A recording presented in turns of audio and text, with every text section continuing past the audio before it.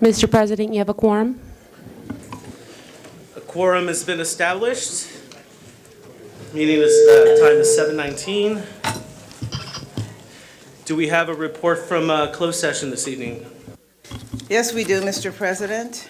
At tonight's closed session, the board voted to approve the appointment of the following public employee contracts, which is subject to contractual agreement by the Chancellor. Salaries are for informational purposes only and are not voted on by the board. Recommendation to appoint Louise Martrez McFarland as Interim Director of Student Activities and Campus Life, Laney College, effective December 10th, 2014 through June 30th, 2015, or until the position is filled on a regular basis, whichever occurs first, at $92,858 annually. 7 yes, unanimous. Recommendation to extend the appointment of Susan Renee as Interim Vice Chancellor of Finance and Administration, effective December 24th, 2014 through June 30th, 2015, or until the position is filled on a regular basis at $165,080 annually. 7 yes, unanimous. Recommendation to extend the appointment of Sui Song as Interim Budget Director, effective December 24th, 2014 through June 30th, 2015, or until the position is filled on a regular basis at $98,016 annually. 7 yes, unanimous. Recommendation to appoint Tomoko Rudenbush as Interim Director of AANAPISI Program, Laney College, a grant-funded position, effective December 10th, 2014 through June 30th, 2015, or until the incumbent returns to the position at $87,699 annually. 7 yes, unanimous. Recommendation to appoint Dr. Joy Lynn Blake as President, College of Alameda, effective January 6, 2015 through June 30th, 2016, at $175,398 annually. 5 yes, 2 noes, Riley and Withrow. And Mr. President, that concludes the closed session readout for tonight. If the new appointees are present, can you please stand and be recognized?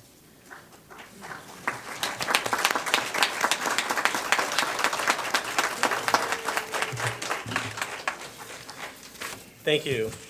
At this time, I'd like to go to approval of agenda, and at the request of administration, we're removing item number 25 from tonight's agenda, which is recommendation to approve the agreement of employee benefits insurance broker and consulting services contract between Keenan and Associates in the district, effective December 16, 2014 through December 31st, 2016. Any other items would like to be removed from the consent calendar? Trustee Carl Oliver wants to remove item number 13. That's consider approval to appoint the individuals to the Citizens Bond and Parcel Tax Oversight Committees. Any other items? Seeing none, is there a motion to approve the agenda? So moved. Second. Without objection, motion passes. We move into the next item, which is awards and the swearing in ceremony of incoming trustees. So we'll go ahead and start with, I'd like to invite awards. Chancellor.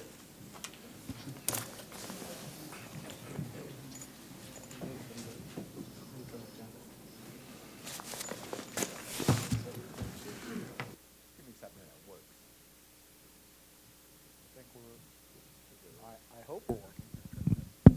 There we go. So good evening, everyone. Thank you for being here at the Prattville Community College District Board of Trustees meeting, December 9th, 2014. It happens to be the last meeting for our Board of Trustee President, Abel Guillen, and by default is the last meeting of our Vice President, Meredith Brown. So at this time, what I'd like to do is recognize their contributions to the district for the last year with a small token of our appreciation and recognition. So I'll start off with a little gift and resolution to Trustee Brown. I want to share with her my gratitude for her leadership and her continued leadership because she will be with our board. So without asking her to come forward, you want to stay there? I know people, come on down. Come on down. Come on down.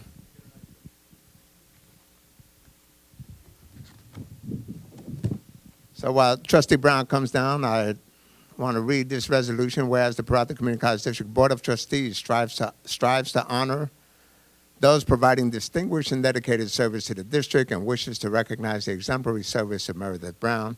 And whereas Meredith Brown has been a Prather Community College District trustee since 2012 and served as vice president in 2014, now therefore be it resolved that the Prather Community College District Board of Trustees honors Meredith Brown for her many accomplishments and dedicated service to the district. Trustee Brown, congratulations.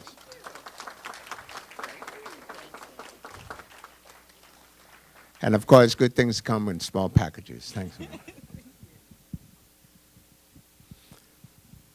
I also want to ask Trustee Guillén, soon to be former Trustee Guillén, soon to be council member Abel Guillén.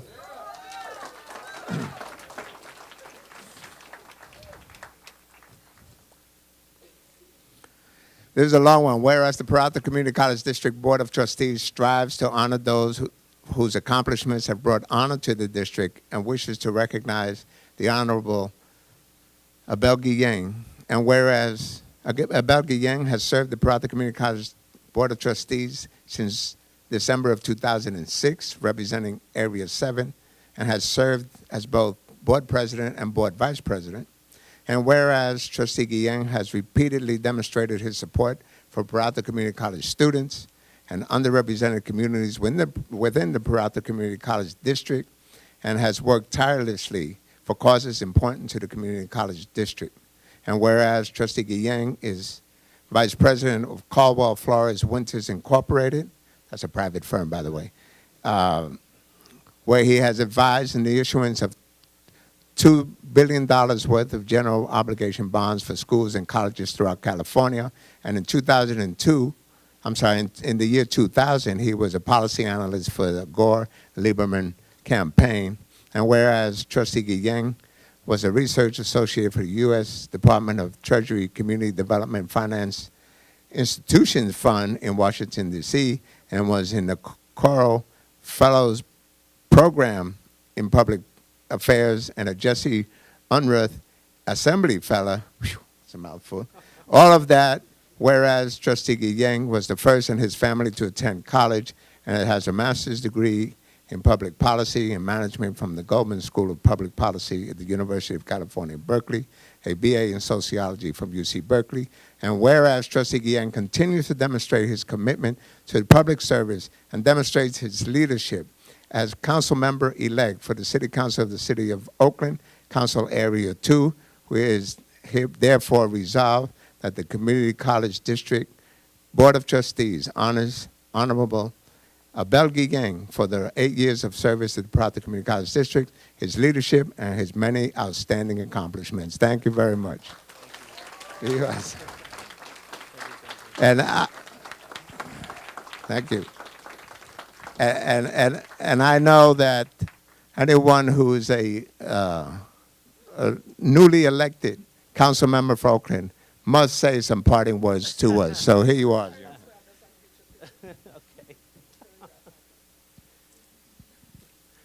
I wanted to be brief and just say thank you so much to the Peralta family for taking me in and for really working to really build something great. You all do very important things. The most important thing we can do is take care of our young folks and our community, and you all do that every single day. And I'm very proud to have been associated with the Peralta colleges for the last 8 years, and I will continue to be a big supporter of the Peralta colleges, and you can count on me to help in whatever way that I can. Thank you so much for the opportunity, and thank you for all the work that you do for all our students throughout the area. Thank you. Well, and Trustee Riley has a special gift. Trustee Riley has a special gift. Here it comes now. We don't want a bill to go over and get white hair at the city council office. And don't forget us here, so this is. What do you say? You guys can't hear, you guys aren't listening. Can't hear? Should I start over? Okay, so this is just a small token of our appreciation, and this comes from, it says a bell again, it has your name there, it says Peralta Community College. Wow, so you can wear this when you're sitting in a council meetings trying to turn around and find a friend, you can look at this jacket. Thank you.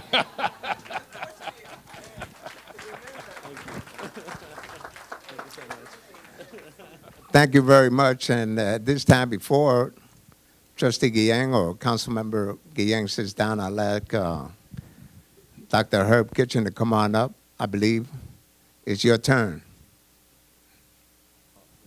No? Yes. Yeah, that's all his, yeah.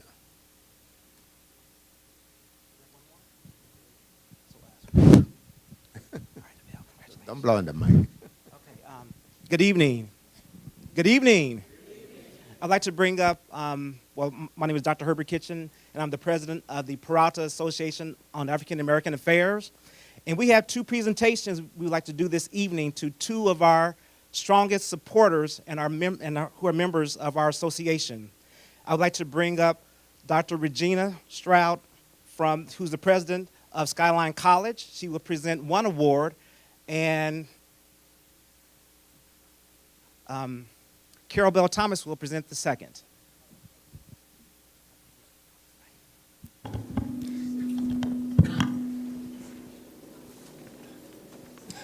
Thank you very much. Okay. Are we okay? Thank you very much. It's a pleasure to be here. No, I did not come to speak now or forever hold my peace if you were going to take joy from us. But congratulations to you on getting an outstanding president for the College of Alameda. I just wanted to be able to say that to you. I know I made her nervous when I showed up here tonight.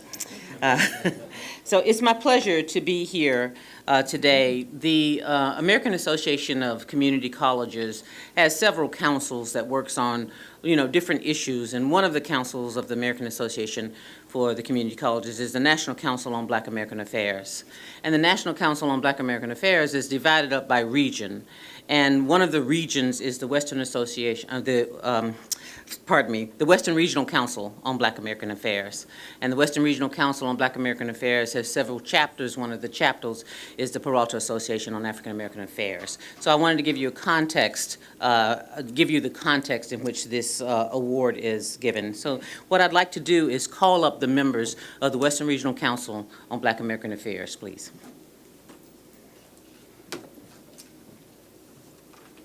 The board members.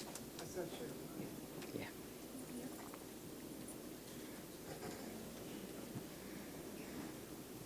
You want to go first? You go first. Yeah, just go do Anita. Okay. All right. And so, on behalf of the president of the Western Regional Council on Black American Affairs, Dr. Tammy Robinson, and on behalf of the board members of the Western Regional Council on Black American Affairs, I'm here to present the Sankofa Award. The Sankofa Award is one of the highest awards that the Western Regional Council on Black American Affairs bestows.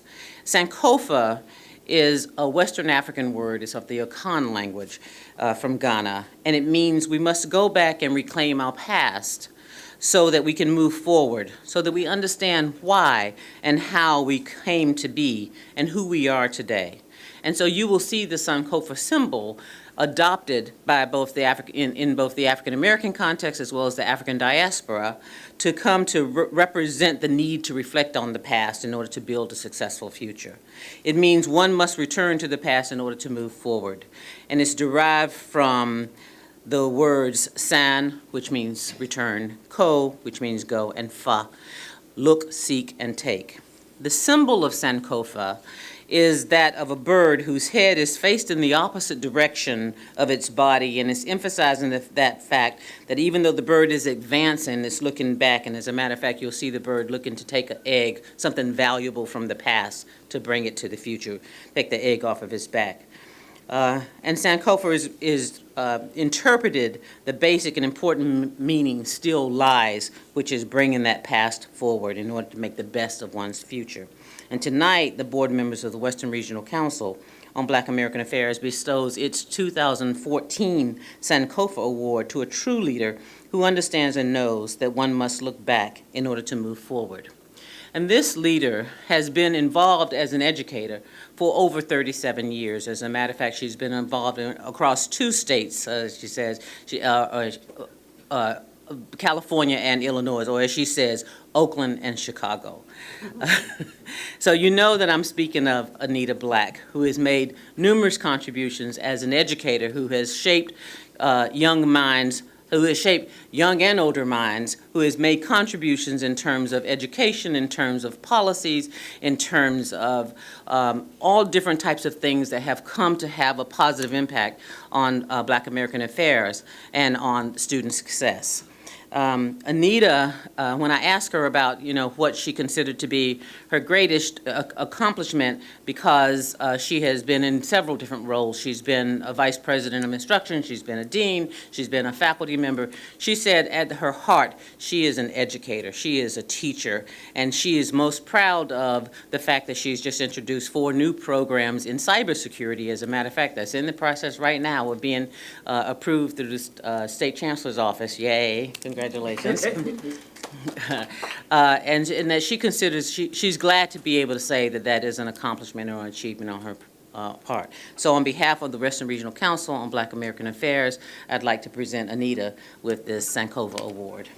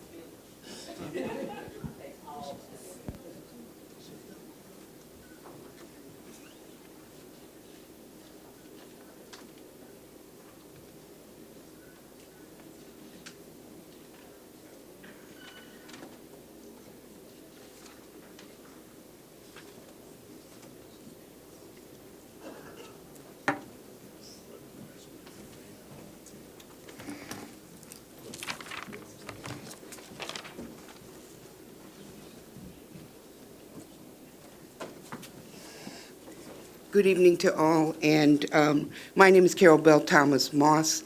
I'm Vice President of Programs for the Western Region, and I'd like to ask Dr. Eleanor Webb to come up. It's been a long day for me. And I'd like the board members to come back up and stand as we present this President's Leadership Award for President Webb sponsorship of our Western Region Conference that was held at the Compton College in Los Angeles, California. And the award says, "Thank you for your sponsorship of Western Region Council on Black American Affairs.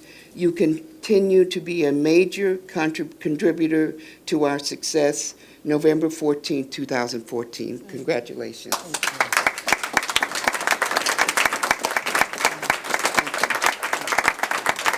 I also want to note that the Sankofa Award is our highest award that we give, and this year, Peralta Colleges, you should be very proud because last year, Dr. Webb won it, and this year, Anita Black won it. So I want to say thank you to you.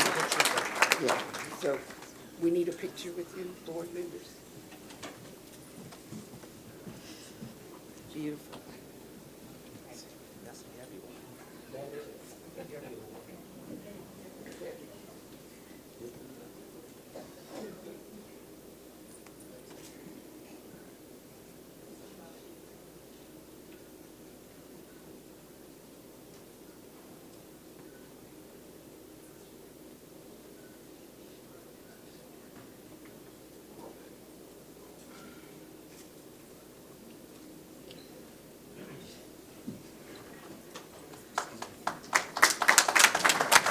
And thank you all for letting us take time out of your schedule. Thank you. Thank you so much for those wonderful presentations. Let's give both Anita Black and Dr. Webb another round of applause. Okay, at this time, I'd like to ask Trustee-elect Jelena Bonilla to come up to the front, please, for your oath of office.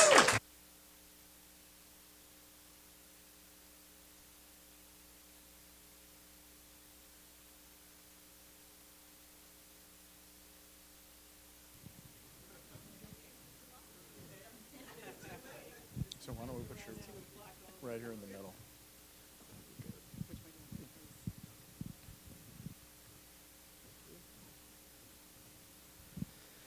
All right, you ready? Y'all ready? Okay, I have the great pleasure of administering the oath of office to my good friend, Jelena Bonilla. If you'd raise your right hand. I state your name. I, Juliana Bonilla, Solemnly swear that I will support and defend solemnly swear that I will support and defend the Constitution of the United States and the Constitution of the State of California the Constitution of the United States and the Constitution of California against all enemies, foreign and domestic. against all enemies, foreign and domestic, That I will bear truth, faith, and allegiance to the Constitution of the United States that I will bear truth, fair faith, and allegiance to the Constitution of the United States and the Constitution of the State of California. and the Constitution of the State of California, That I take this obligation freely without any mental reservation or purpose of evasion. that I take this appointment freely without any mental Without any mental reservation or purpose of evasion, And that I will well and faithfully discharge and that I will well, faithfully, and discharge the duties upon which I am about to enter. the duties upon which I am about to enter. Congratulations.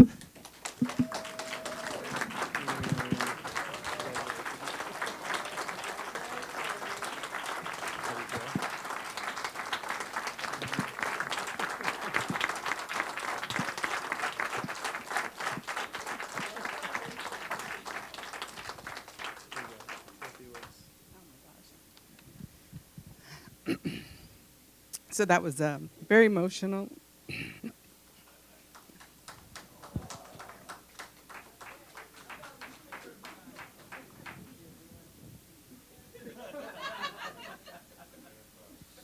I just want to thank everyone for all of their effort, support, love. My family, first and foremost, for putting up with me through this entire campaign. Abel for his tremendous support. And I just want to appreciate all of you, and I'm excited, and these are tears of joy, so thank you so much.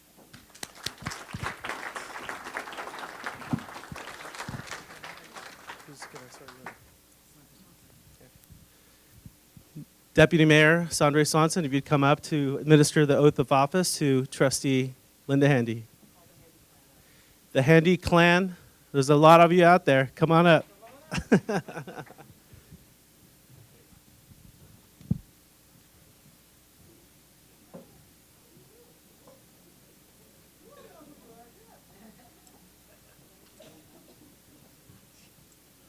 One for you?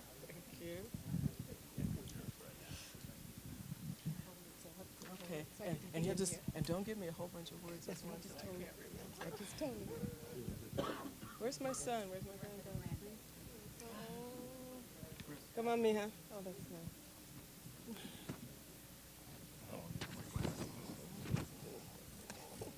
Come on, son. My sister disappeared. Oh, this is great.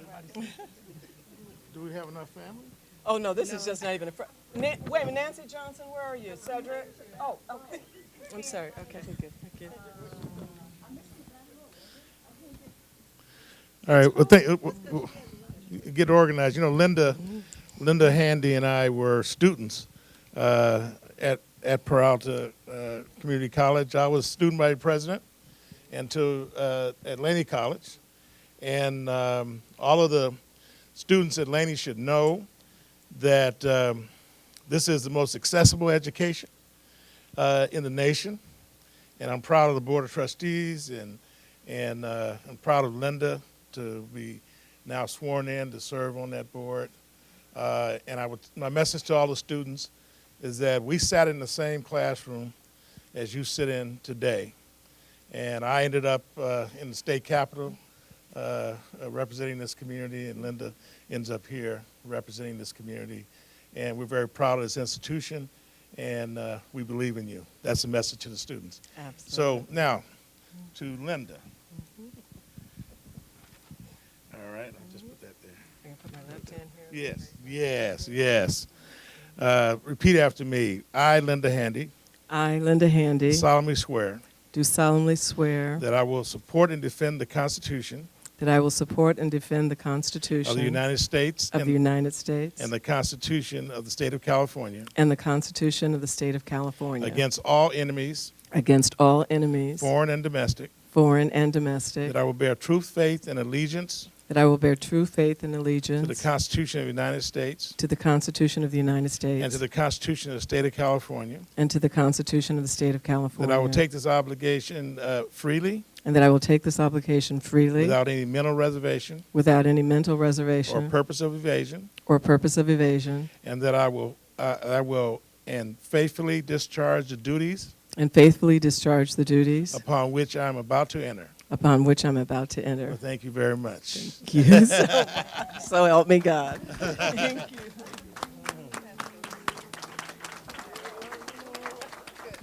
Thank you. Oh.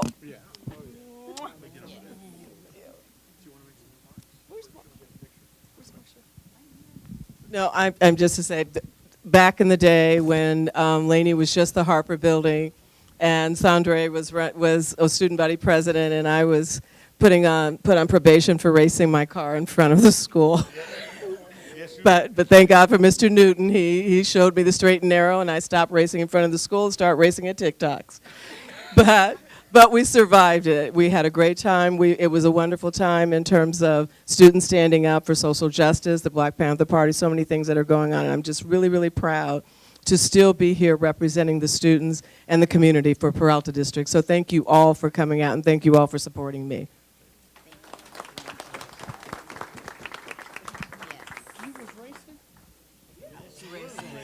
Remember that car with the flowers on the top?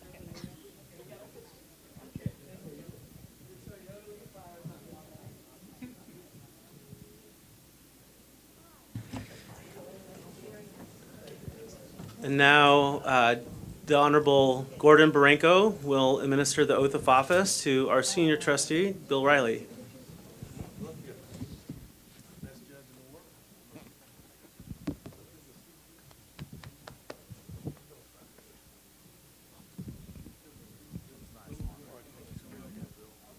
If the trustee Riley clan can come up to the front, come on up.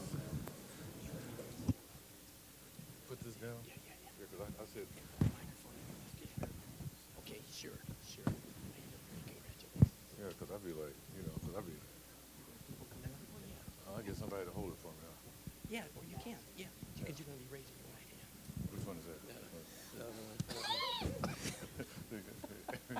Oh, the kids are here. Oh, good. So when do you guys want to hold this?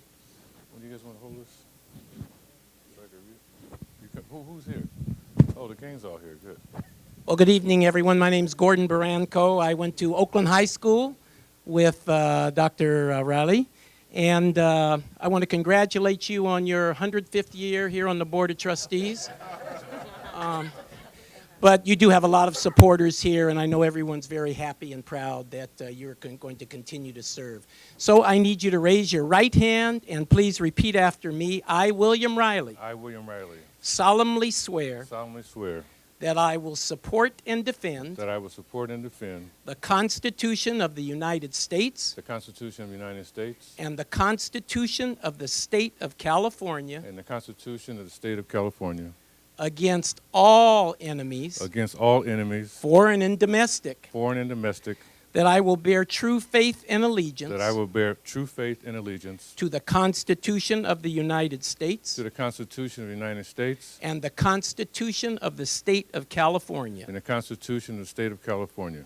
that I take this obligation freely that I take this obligation freely without any mental reservation.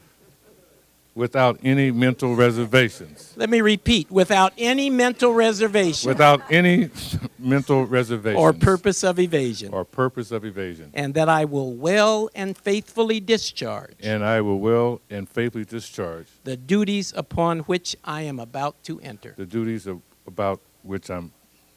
the duties upon which I am about to enter. Congratulations. Thank you, Gordon.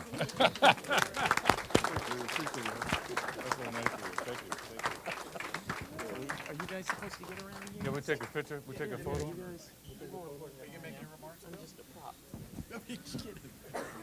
Thank you all for coming out this evening. Thank you for supporting Peralta colleges and colleges in general for our students. I want to always thank my good friend and brother, Gordon Barranco. We toiled the halls of Oakland High back when there was candle lights, and so I'm glad he was here, and I'm glad my daughters are here, my good friend, Kathy, my fraternity brothers, Don and Leon. I said my daughters, of course, my wife, Adrian, and I don't want to miss anybody. But once again, thank you all, and we look forward to a good year coming up. Thank you so much. Thanks. Bye. Thanks, Gordon.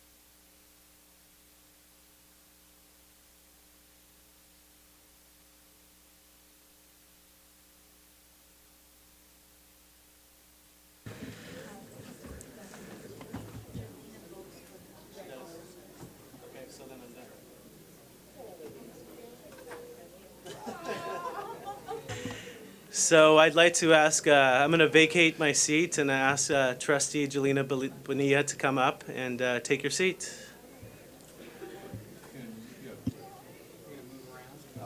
But we got to move officers first. You got to approve officers first. Yeah. We got to vote for officers first. After, right. Okay.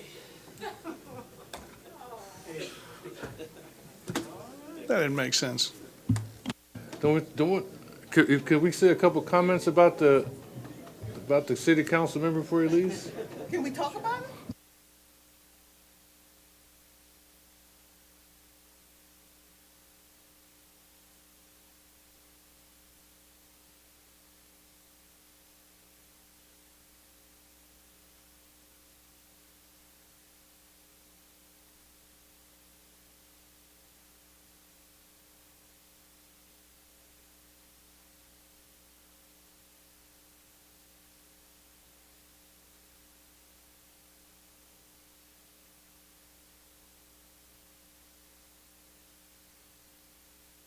I'd like to call the meeting to order at 7:54. Madam Vice President. Thank you for continuing to serve.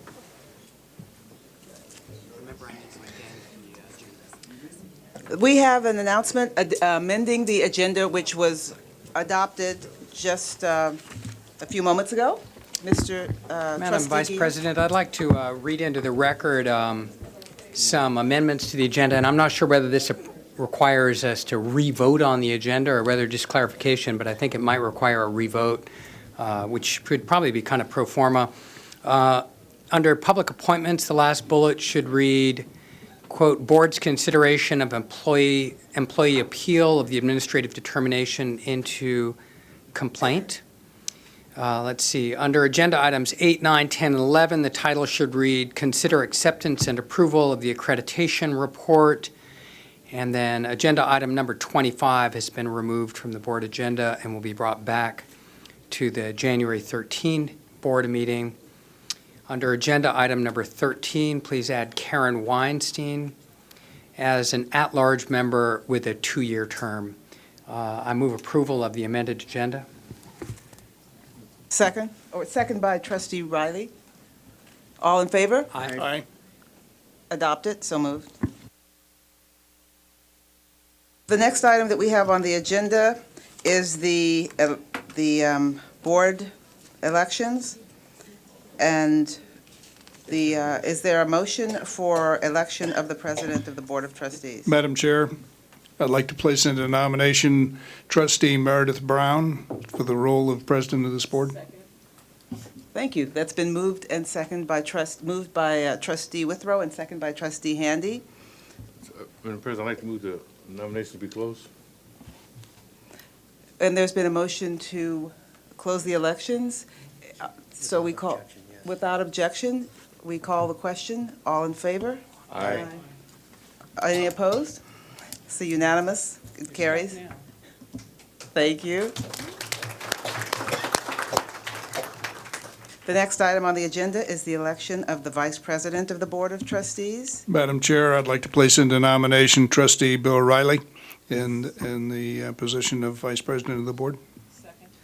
That's been moved by Trustee Withrow, second by Trustee Handy. Are there any objections? I'd call the question without objection. All in favor? Aye. Any opposed? Then that motion's been passed. Thank you and welcome, Vice President Bill Riley.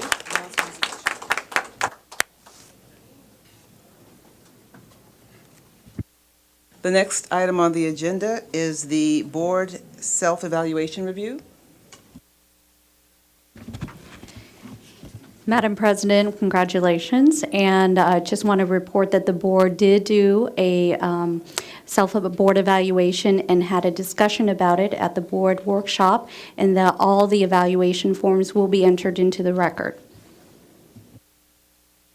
Thank you, Madam General Counsel. The next item on the agenda is the approval of the minutes. Is there a? So that's, we have a motion moved by Trustee Galassa. Any second? Second. It was moved and seconded by Trustee Withrow. All in favor? Aye. So, any opposed? So we have the minutes have been approved.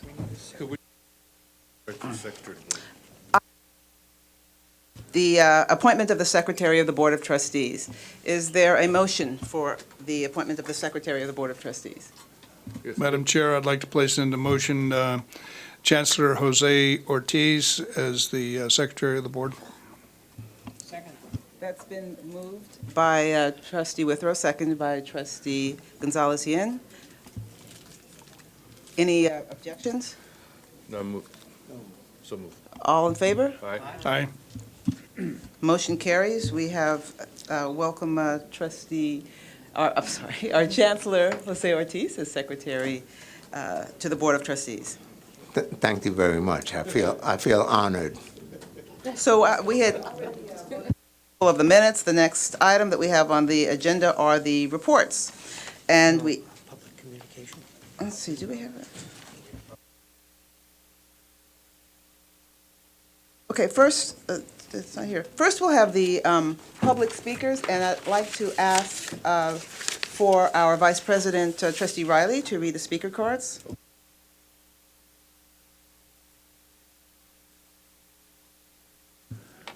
Trustee. Vice President Riley has asked me to take on the duties of managing public comment, so I guess that's my role for the next year or so. We'll see how this goes. Trustee Riley decided that he'd rather have me be the flat catcher here. We have about 20 public comments, and what I'm going to do is I'm going to read like 3 or 4 at a time. If you could just get yourselves ready to speak, and I believe we do have about 20. So, Madam President, if I may proceed. First person is Matthew Goldstein, then Bob Grill, and then, let's see, ASMC Rep Takata, and then somebody named Maya. I only have a first name, M-E-Y-A. Mr. Goldstein. Thanks, Trustee Gonzalez-Yuen. I'm Matthew Goldstein. I'm president of the Peralta Federation of Teachers, AFT Local 1603. I'm experimenting tonight with paperlessness, so bear with me. This is my maiden voyage without paper in front of me.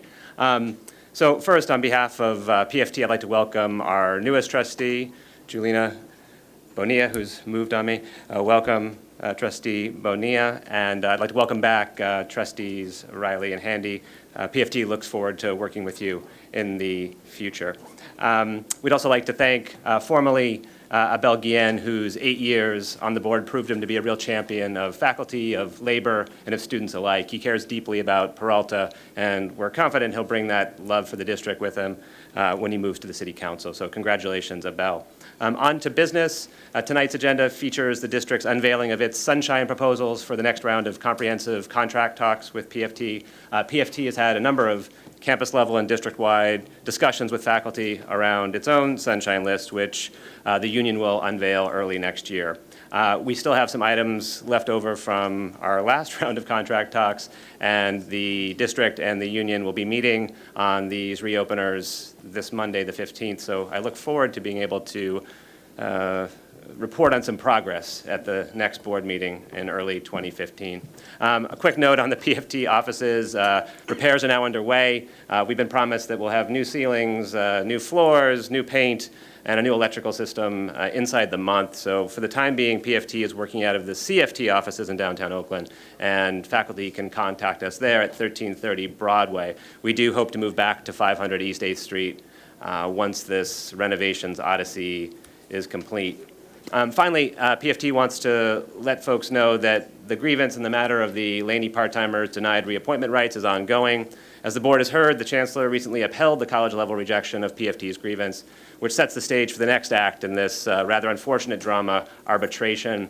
PFT is still hopeful that an internal settlement can be reached, even as we prepare for bringing the matter before a judge. PFT and its counsel remain confident that the union will win an arbitration, as the contract, ed code, and established case law all clearly support its position. Still, we prefer an internal settlement. We feel like it would spare both sides a lot of bad feelings and a lot of expense. So we'll continue to apprise trustees and the public as that case goes forward. Thanks very much, and I'll look forward to working with you again in 2015.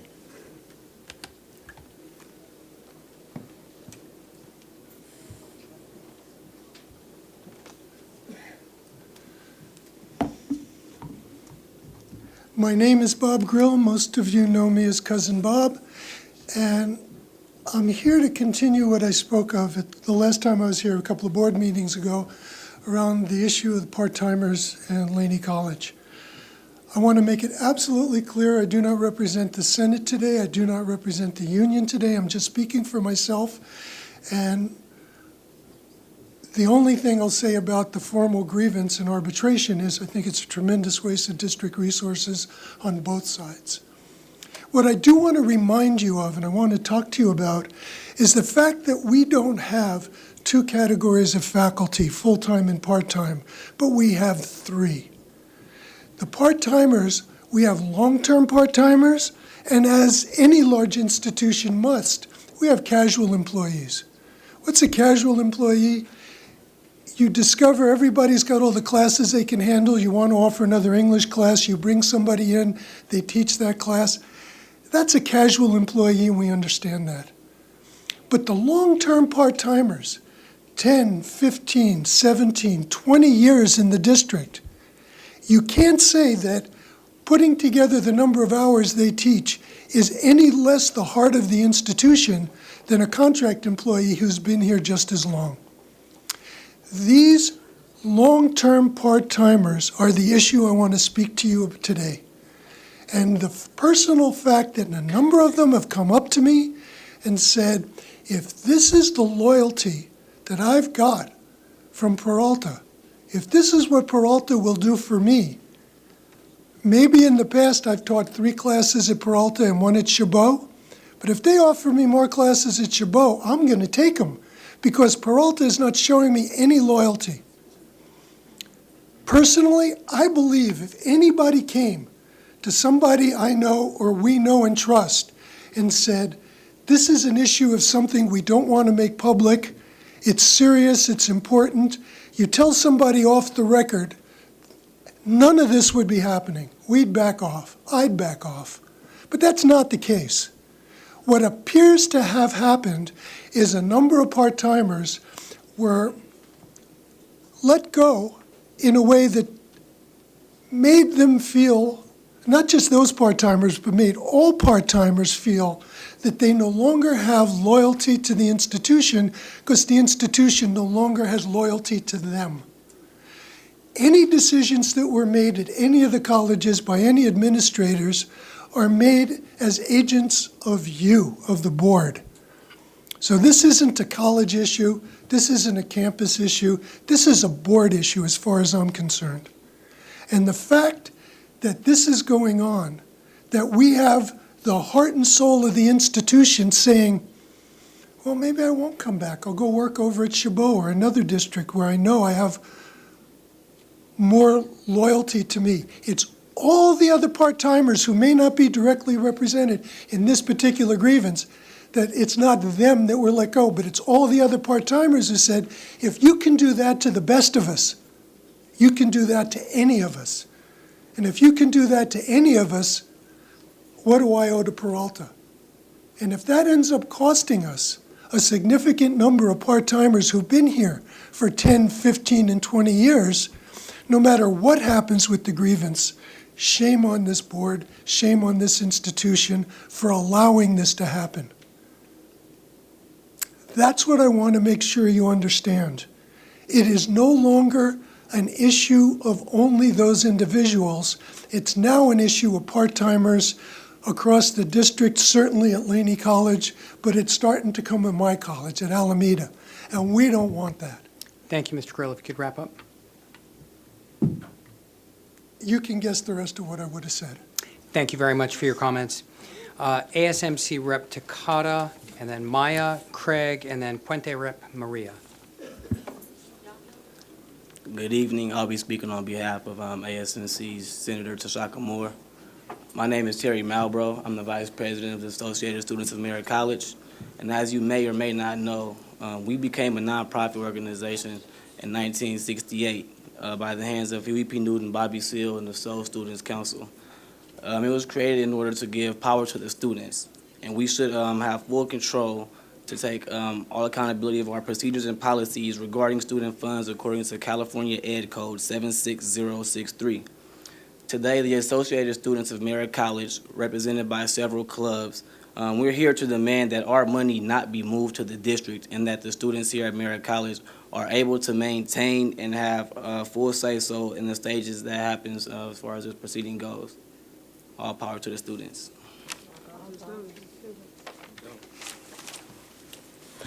I'm J.R. Valray from the Black Student Union at Merritt College. Due to ASMC not being given the budget breakdown like ASMC Senator Tashaka asked for in October, the students are being told that there's not enough funds at Merritt College or within the ASMC budget to hold a Black History Month.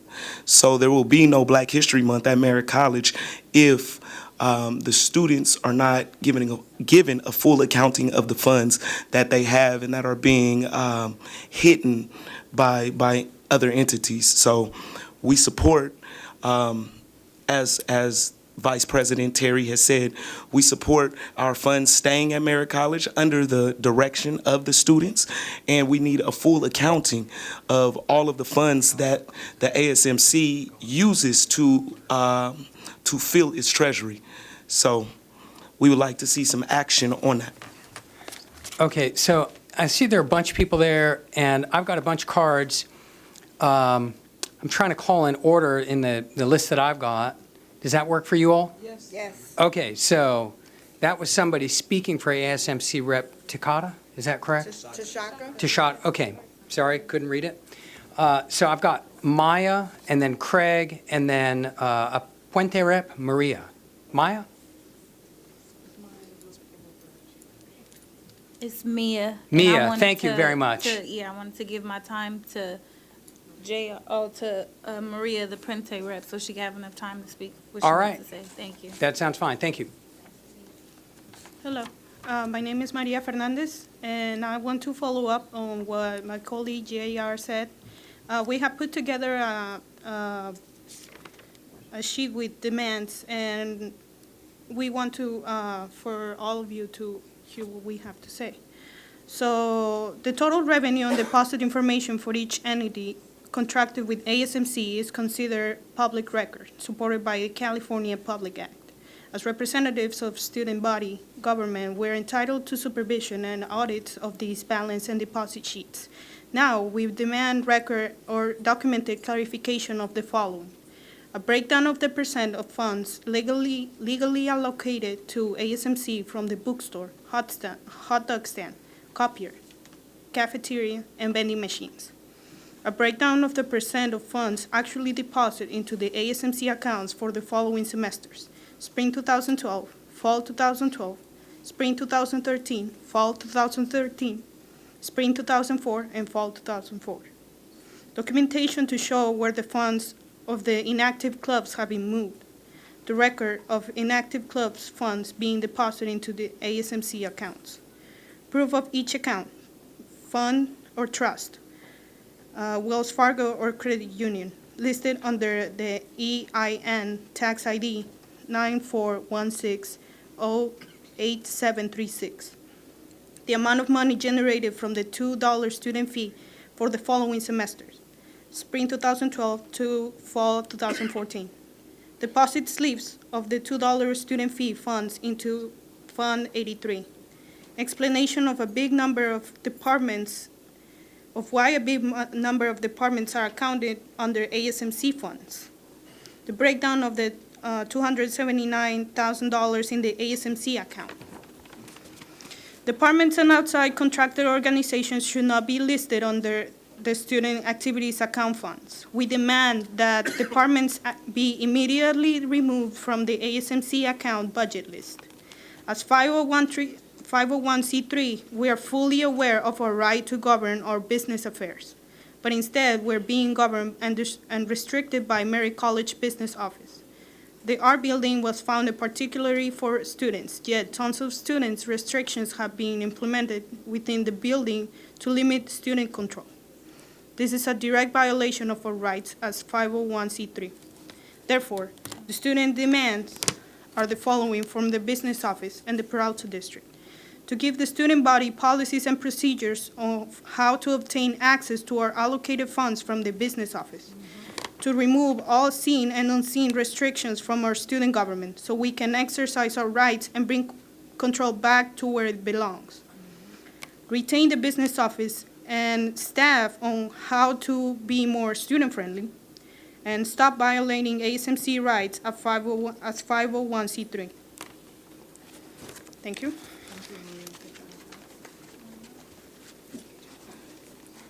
So I've got Craig, and then Anna, and then Emmanuel. Hello. Thank you for your time. My name is Craig Mott, the Vice President of Black Student Union at Merritt College, and I also would like to give my time to Ms. Keita.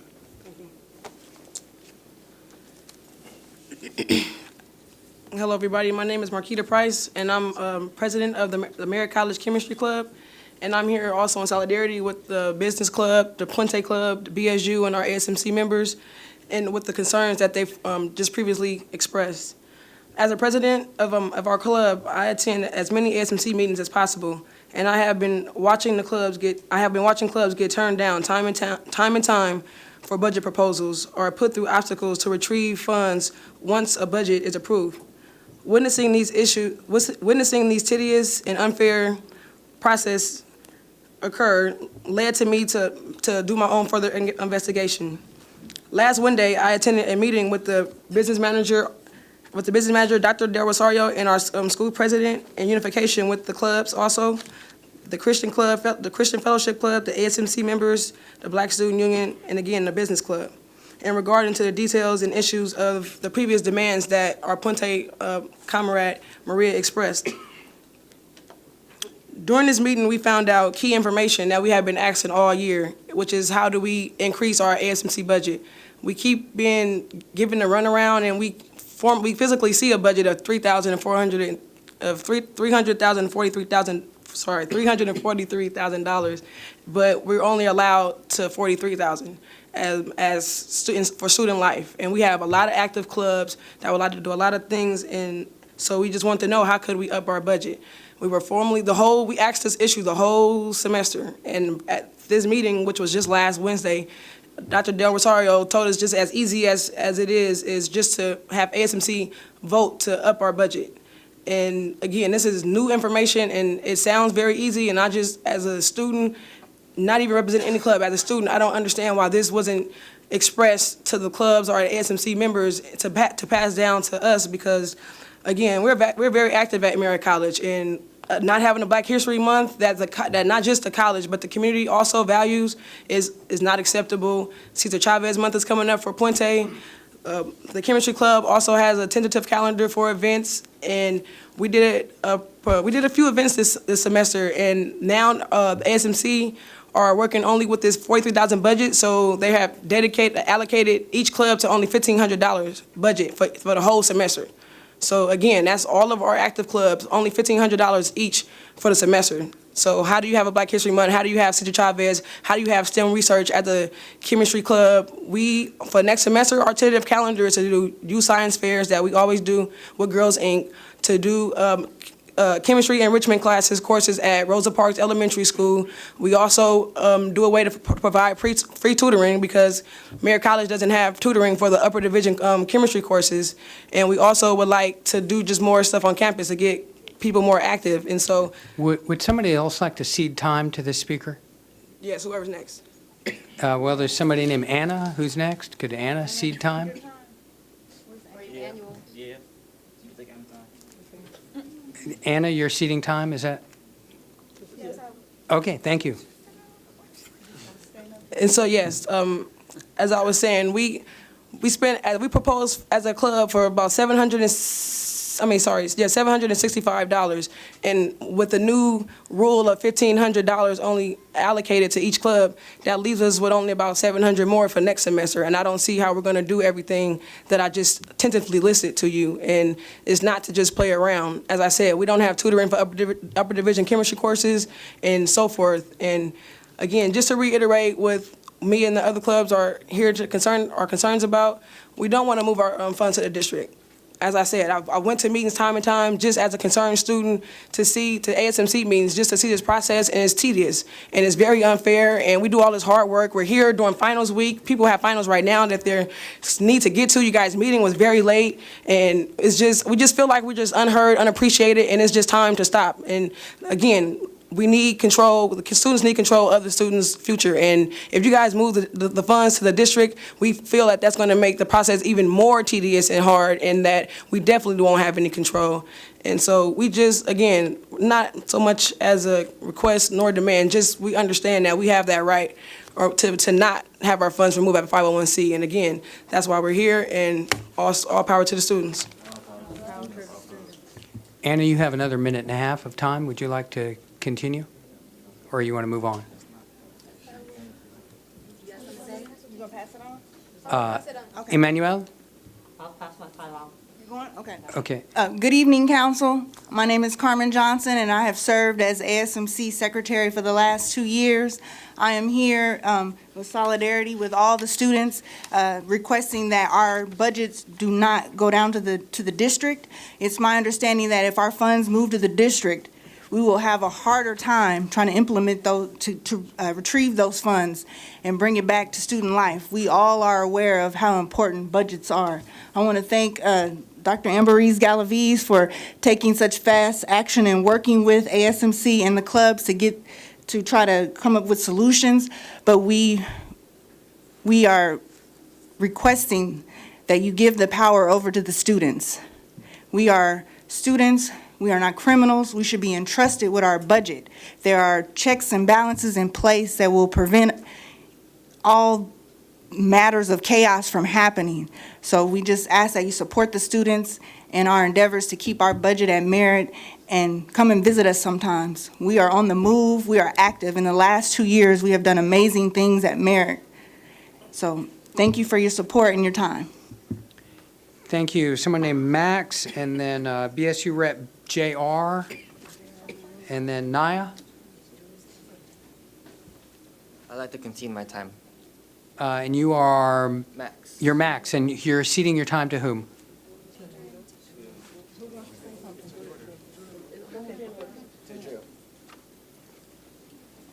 To clarify, does this have to be in order? Am I allowed to Well, speak? that's why I was asking, because I just have these cards. I'm trying to sort them out.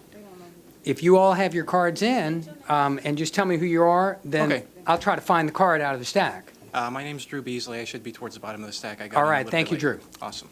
Okay. As Carmen was saying, I've been working with Carmen for about 2 years with ASMC. And when we first got in, the only thing that we really had to go by was a few documents that we had happened to find in a desk. We had been left without a constant student activities advisor for several years. We didn't have an ally. We didn't have guidance. It was very difficult to, I'm sorry. Oh, sorry. Is that better? Yes, that is. Awesome. Thank you. Okay. So just to recap, I've been working with Carmen with ASMC for about the last 2 years. And when we had first got in, we were essentially left with a few documents that we happened to come upon in a desk in an office that hadn't been used for a while, that normally would have been occupied by a student activities advisor. Unfortunately, we had not had a steady student activities advisor for several years. When we were looking to get started as a student government, we weren't left with many options, and we were running around trying to find any information we can. Eventually, we found the bylaws. We started putting things together. We, got our ICC, the Interclub Council, together, and we started, basically functioning as a student body ought to. Later, Lasana Hotep came on board and provided a little bit of stability. He was able to help guide us and help us sort of structure our procedures according to the bylaws. And it was, going from complete chaos to where we are now, I wish that you all could have seen it. It was nuts. Essentially, what we're looking at now is I've been working with a lot of very intelligent and capable people in ASMC.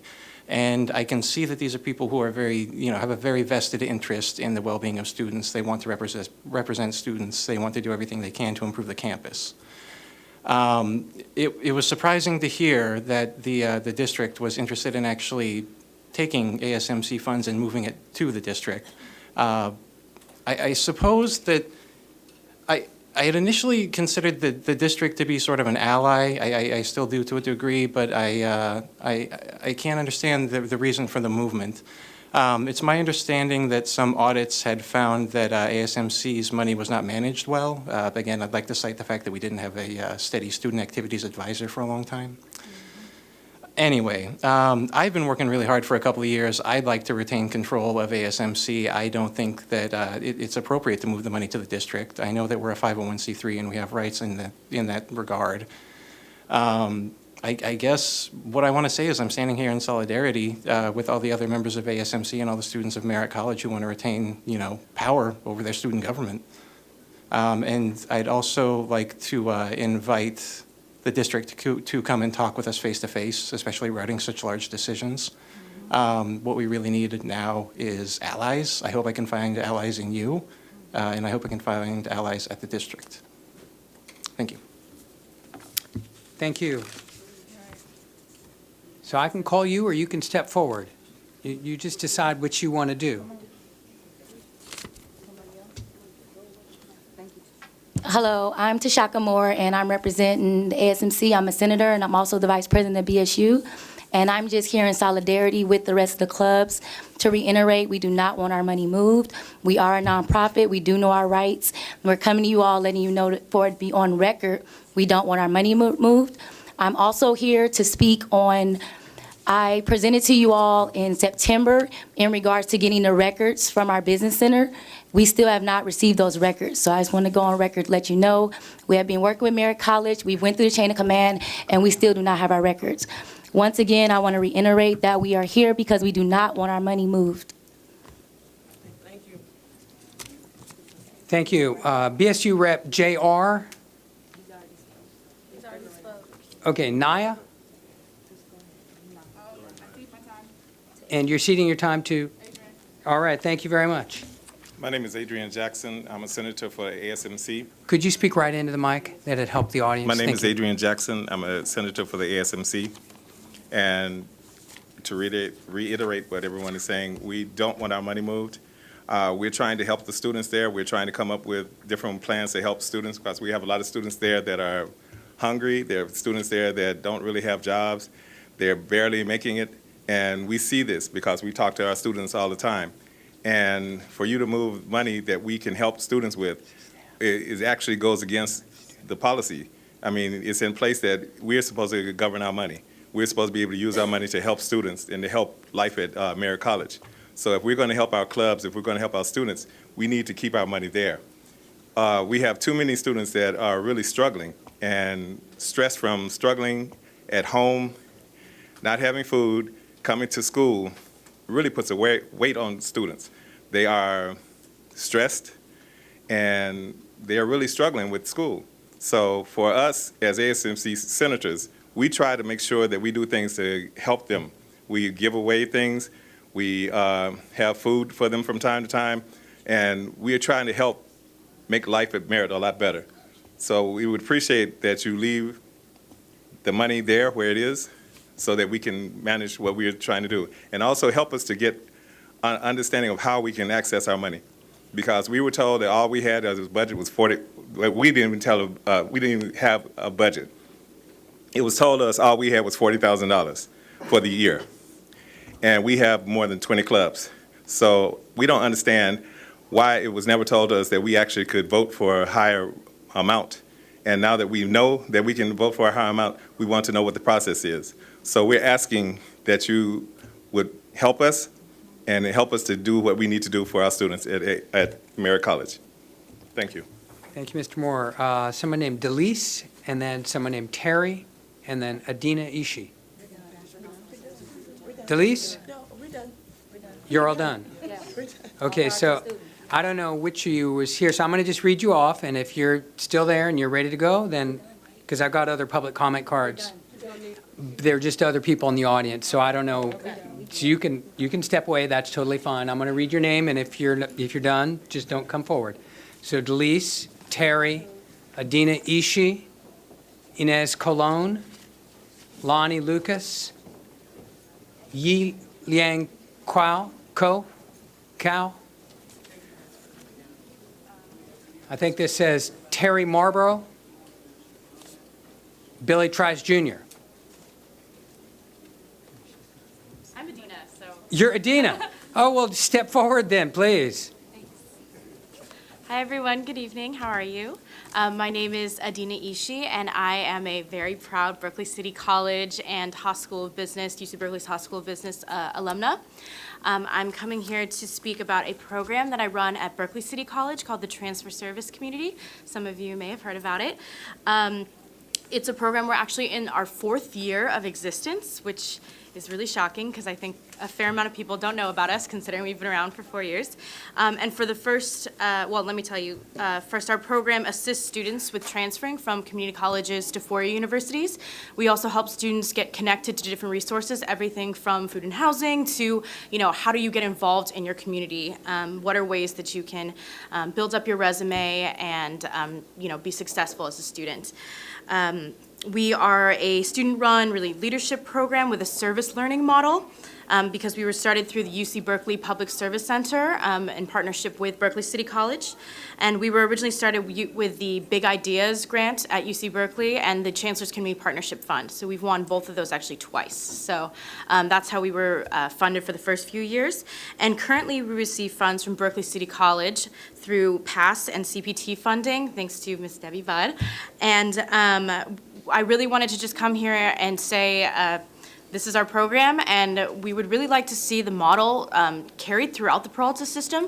We've really been able to work with hundreds of students, and really in the Bay Area, thousands of students. We offer events like a UC Berkeley Shadow Day, where students get to go to the UC Berkeley campus, connect to resources, meet with students who have their major, and just really get a feel for what it's like to be a student at UC Berkeley. And these workshops and events that we put on are really invaluable to the students, and I think it's really important that the board recognizes that this is a service that exists and that can be expanded and moved on to the other colleges. So that's it. And I have flyers here that have, we've also tried to fundraise on our own. So we have an Indiegogo campaign, an Indiegogo fundraising campaign, and I have flyers with that information, but also my contact information as well, and I think I have to give it to the clerk, so I'll give that to you. Thank you all so much for your time.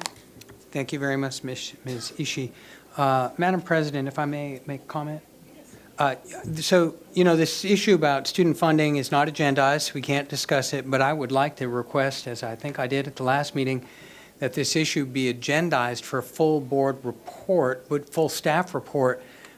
We've heard from Trustee Oliver, Student Trustee Oliver, that this has been a problem at Laney. Now we're hearing that it's a problem at Merritt College. Maybe a staff report, so what's going on, why the funds are being moved to the district office, how student activities advisors are working with students to unsort these things, et cetera, so that next year we're not hearing the same report. That's a request on the agenda. I think that we have I've seen nodding of heads, and I think a general consensus as the students were talking that would like to hear more on this and would like to get this issue resolved. So I thank you for making that request. I believe that it is a request that's shared by many of us on the board, if not all. So if I called your name before, let me just read again. Ines Colon. Thank you. Good evening, all. Thank you to Charles Chavez for letting me leave printmaking class in order to be here now, which is why I especially appreciate your time and attention. My name, let's see, we already went over my name. I'm the internal secretary for the Associated Students of Laney College. I'm a fine arts major and a Laney Tower staff writer.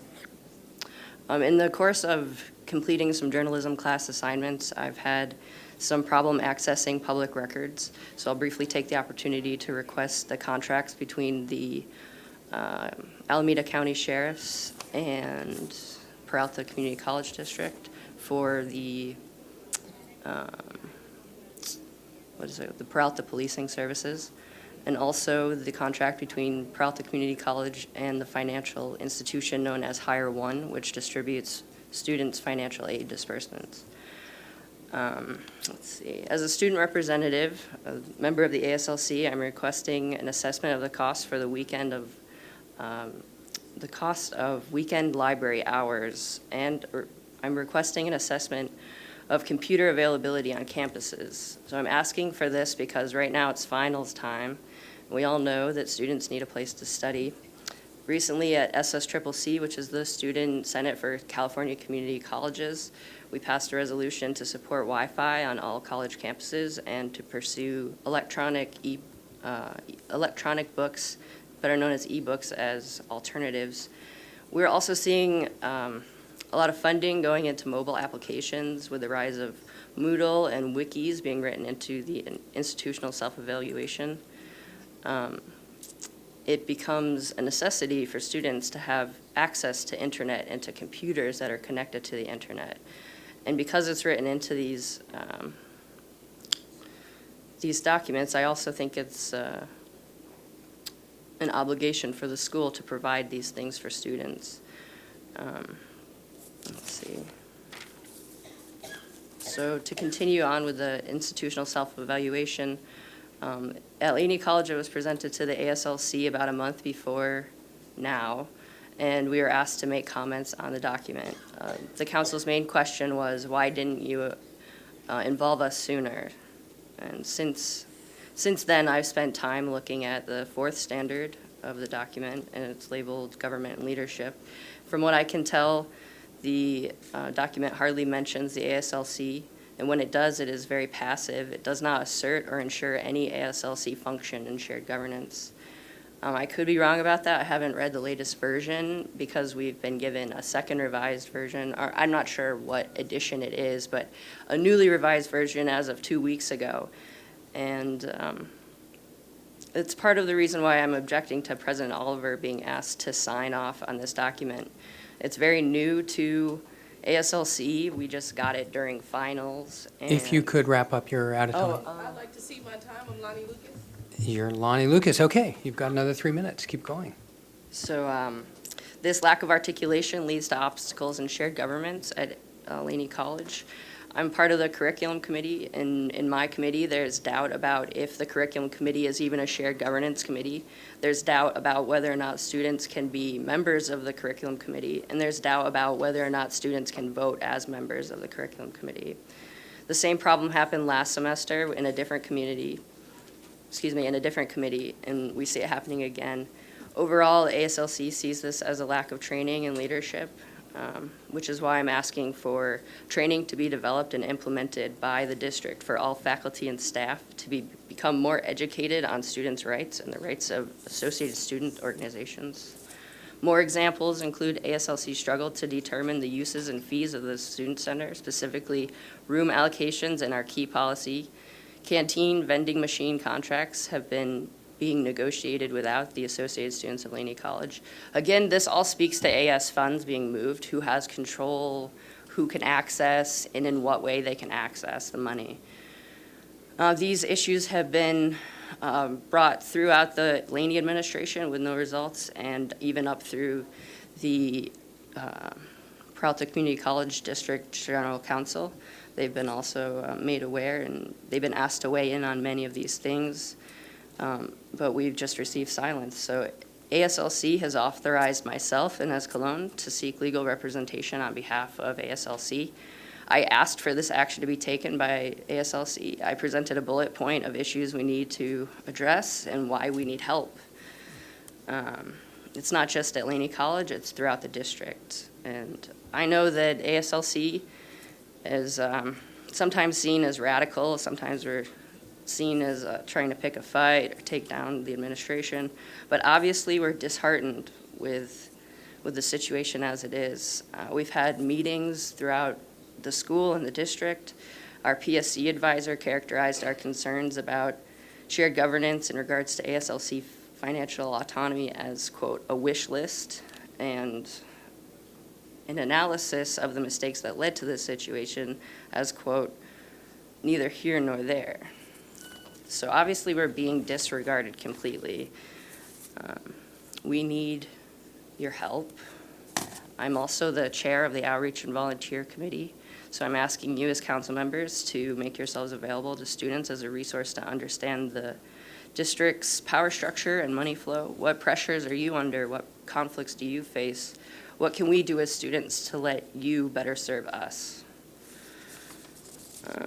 So again, just to quickly review, I'm requesting the contract between the sheriffs and the district, between Hire One and the district. I'm asking for an assessment of computer and internet accessibility district-wide for students. I'm asking for an assessment of the cost of weekend library hours. Thank you. You are now out of time. Thank you. Thank you very much for voicing your concerns, and if you can provide your notes to our clerk, I think that would be helpful. Thank you. Yi Liang Cao. Billy Trice Jr. Hello, everybody. My name is Billy Trice Jr. I graduated from Lane College in 2011 and 2012 on liberal arts, art and humanity, and fine arts. Now, this year there was some controversy about whether to let President Honora Webb retain her job. And yeah, I did, but when I look at that on paper, when I went there several months ago, it was 1 year. I urge that the chancellor try to renew her because I know that when I was at Lane that sometimes I might have some disagreement with President Webb, but she is a role model because she is African American with Cherokee ancestry like me. And people don't know about the history about black Indians. I mean, we're here more than 500 years ago when we were brought here from Africa. And about that time, African Americans escaped slavery and lived with the Seminoles. They were treated as brothers and sisters. Now, on the other hand, there were Cherokees who have Africans as slaves. But you see, we have a dual identity. I think, RT's, whatever you have with President Webb, try to work this out because she's up for renewal. It wouldn't be good if you just terminate her because who's going to speak about black Native Americans? You might notice that we try to have our own black Native American powwow here, but it's understandably because there was a powwow that happened about 2 days ago. So we have our own powwow at Cal State East Bay in Hayward in 2010, founded by the late, great Don Littlecloud. I still miss him. So, Chancellor, try to reinstate Honora to make him serve her another term until she feels that she's done and she wants to retire. Thank you. Terry Marlborough. Those are all the names I have. Had you put in a comment card? Oh, okay, we're not there yet. Madam President, that is all the public comment cards I have. Thank you very much. The next item that we have on our agenda is reports, and that's the Associated Student Government reports. Good evening, Board of Trustees, presidents, students, and public. Since the last board meeting, ASMC has continued to participate in shared governance. ASMC has increased the student clubs to 20. BSU had a successful Gamers event on November 15th and 16th. ASMC, Puente, Criminal Justice, Merit, Safety Aids, and Phi Theta Kappa participated in the 18th annual turkey drive that took place in East Oakland on 11/22 at 98th and Bancroft with the support of the Oakland Police League. The Chemistry Club also put on a midterm Jeopardy for 3 chemistry courses as a method for students to study and to prep for their finals. ASMC Senator Marlene Hurd was selected as a 2014 to 2015 Women's Policy Institute Fellow at the Women's Foundation of California. The Institute brings women's voices and leadership and expertise to the legislative process to increase the number of policies that address the needs of low-income women and families. The Criminal Justice also held a crime scene investigation as a final. ASMC voted on the upcoming Bobby Seale Art Contest. Today, the Criminal Justice participated in gift wrapping event for needy children at the Eastmont Mall. ASMC Criminal Justice, Puente, Phi Theta Kappa, and Merit students will be participating in a Christmas dinner at Shiloh Church on 12/11/14. Also, I am a senator, so I represent ASMC, and we've been working with our advisor, Dr. Chavez, Lilia Chavez, and she's been helping us to understand what we're supposed to do and our stand as students. So I just want to thank Dr. Chavez for what she's been doing and helping us get things instituted. And last but not least, we are students that are trying to help other students. So I want you to consider that a lot of students don't have money when they come to school. They depend on financial aid. And so as student government, we try to help them. We try to help them make it and the transition easier while they're at school. So I thank you for your time, and have a great evening. Thank you. You actually stole my thunder. I was going to announce Marlene Hurd's appointment to the San Francisco Women's Policy Institute, so thank you very much for mentioning that.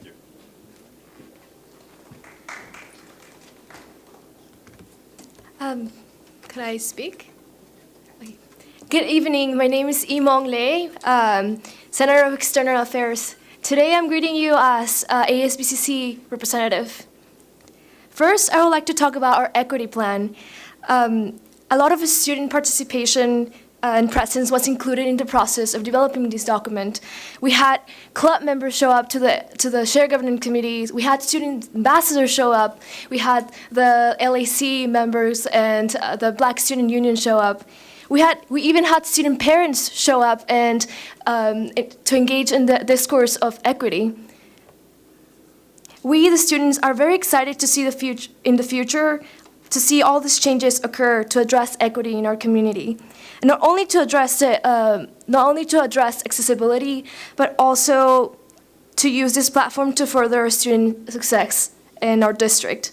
I am more than excited to help out as much as I can as a student, so please look at our proposal positively. The planning of the event of Black History Month is led by Campus Life.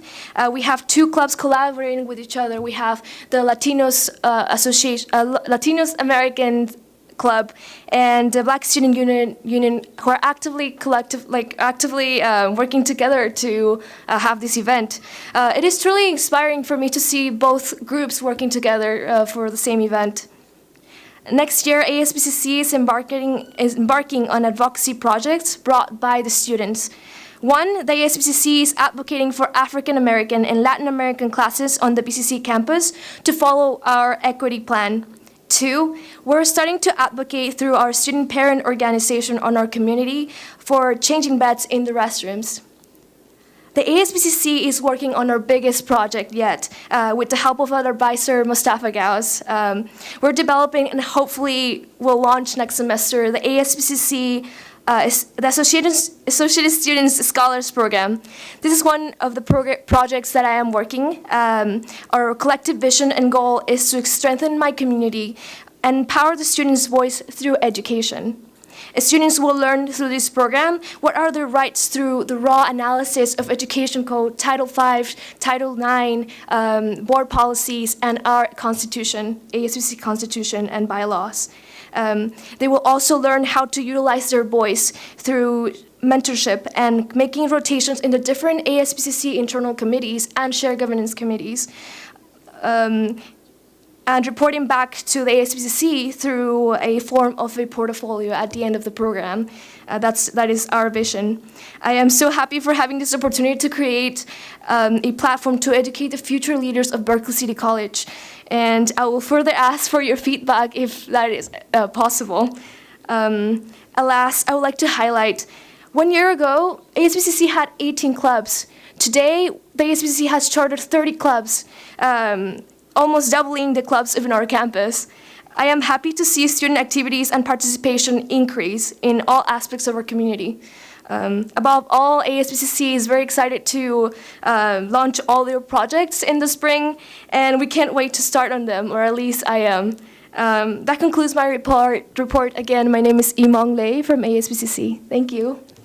Thank you very much. This was a very impressive night for student reports. Thank you all for your contributions. The next item we have on the agenda is the Chancellor's report.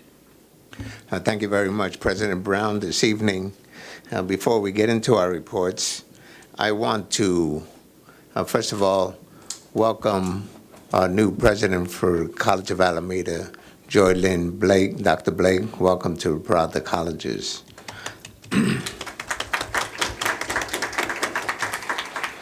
And of course, with that, what I want to also publicly acknowledge the work of Dr. Eric Gravenberg, who has been the interim president at College of Alameda for the last 18 months or so.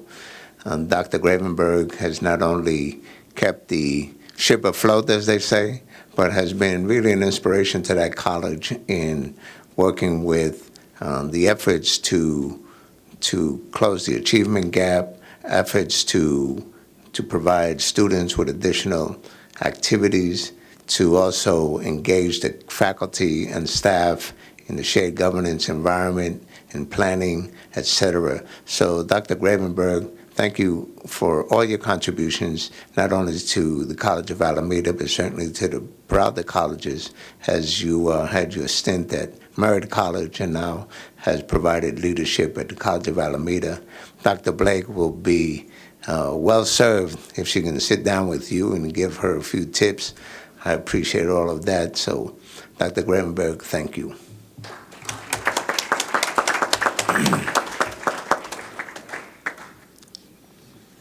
This evening on the action agenda, there are several equity plans that need to be approved by the Board of Trustees, and I thought it would probably be more efficient if our college presidents gave a brief synopsis of those plans so that when you get to the action calendar, it can be dealt with accordingly. So I've asked the presidents to give a brief summary of the equity plans that are being presented this evening. These plans will be going to the State Chancellor's office actually after they're approved by the board. And I'm going to ask actually Dr. Gravenberg to start with a brief presentation on this equity plan. Thank you, Chancellor Ortiz, board members, college presidents, chancellor staff, members of the public. Thank you very much. I really want to emphasize the fact that this was a campus-wide effort in terms of bringing this equity plan to fruition, led by Dean Tony Cook. It included also faculty, staff, and students every step of the way. So it really represents the kind of collegiality and the shared governance that we speak of. We took a look at all of our data, as all of the colleges have done, and some of it was anecdotal, but a lot of it was the data that we received from the district office and the data mart. And we were concerned, in some cases disturbed, but also that galvanized us in terms of putting together this plan that you see before you. When you take a look at the plan, you will note that we have leveraged a lot of the resources from some of the existing equity programs with the past dollars, the Peralta Achievement Scholars and Student Success Program. And those programs themselves, along with the traditional programs, EOPS, Cal, Works, and others, really begin to formulate a comprehensive plan to begin to close the achievement gap. Like many of our campuses, we see some tremendous swings over the last 10 years. We note, for example, that the large portion of our population are female. We notice that there are gaps in performances between and among various groups. We know that we need to increase the number of Latino students coming to our institutions. We also know that African Americans are critically underrepresented in terms of their course completion. All of that data is before you in the reports that you've seen. So what we've been able to do is to take a look at that data and develop some very comprehensive strategic strategies to address those issues. And let me just cite a few things. One, we want to increase the outreach to the target groups and link with retention activities. In the period where we did not have sufficient resources, we weren't able to go out and visit the schools. We weren't able to provide the kind of relationship that we needed with some of the high school counselors. And as a result, because of lack of that relationship, two things suffered. Number one, our contacts with the community. Number two, our contacts with the teachers in those schools. So what we intend to do through this equity plan is to really begin to build those bridges back. One of the things that our faculty has talked about is having these faculty-to-faculty conversation to focus on the basic skills at an early level. We're moving away from just pointing fingers, blaming the K-12, and really begin to develop partnerships with them. And I think you'll see that as part of the portfolio of all of our programs. We're looking at reinstituting bridge programs. Many of our students need a little bit of extra time before they even come to some of our orientation programs to strengthen their skills. We know of excellent models out there, and so we're going to be building on those models. We know of Saturday Academy programs working with parents, and in some cases, particularly foster youth, giving them those kinds of heads-up, early kind of support is going to be critical. We know that all of our counseling and orientation programs, either through SSP and/or other programs we're going to be putting together, really need to be reinforced and linked to existing services. Critical in terms of this is our ongoing research, looking at ways in which we can leverage our pedagogy more appropriately, providing our faculty the support that they need. These are the kinds of things that the equity plan for the College of Alameda entails, as well as beginning to link the existing programs, how we align and leverage existing programs so that they're much more efficient. At the College of Alameda, for our past programs, for example, we're beginning to look at the data that we need to collect and how we can begin to work with the existing programs. We instituted a Dean's Council to make sure all the deans are working together from instruction and student services, that they actually begin to do the heavy lifting, doing the work. So we've linked all of those resources, and they're reflected in our equity plan. We have a lot of work to do. You'll hear from me a little bit later about another grant that we're going to pursue to try to strengthen that, but everything is aligned with the equity plan, including the SSP and other future funding efforts. So with that, I'm pleased to provide this plan to the board and also to work with the incoming president to make sure that it is executed to its fullest fruition. Thank you. Thank you very much, Dr. Gravenberg, and I'll pass the baton to Dr. Budd on BCC. Thank you, Chancellor. I will say, when we as a college worked on the equity plan and learned that we had the wonderful opportunity to have this plan completed by January 1st, we were really excited because we had many other plans that were happening at the same time. And what we found was this was an excellent opportunity to combine all of the work that we were doing with our educational master plan, the work we had done with the Student Success and Support Programs plan, what we had done with our Basic Skills Initiative, and what we had identified with our past funding. So the piece that's so different this year from many other years with all the planning that's happening is there is funding that goes with that. We have about $250,000 that we will receive to institute this equity plan. That is tied in with some of the same initiatives that we've identified with our PASS, with our Peralta Accountability for Student Success. And in addition, the matriculation funds that we used to get that a few years ago were a mere $150,000 are now $800,000 this year for BCC alone with the title of SSP, the Student Success and Support Programs.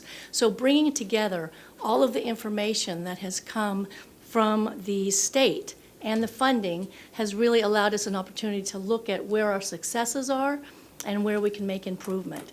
There were 5 areas that were identified in the equity plans that the state asked us to address.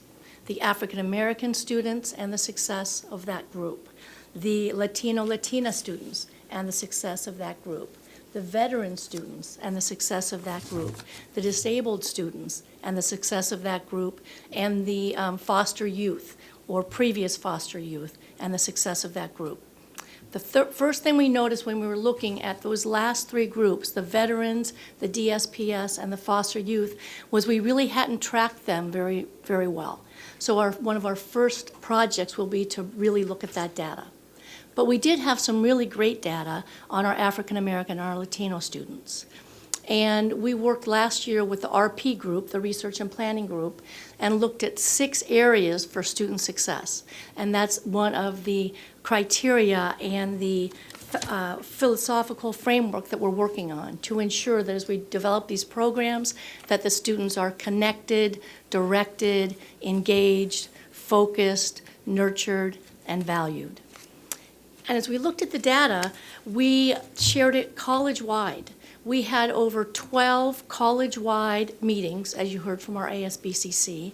It was shared at every one of our shared governance groups.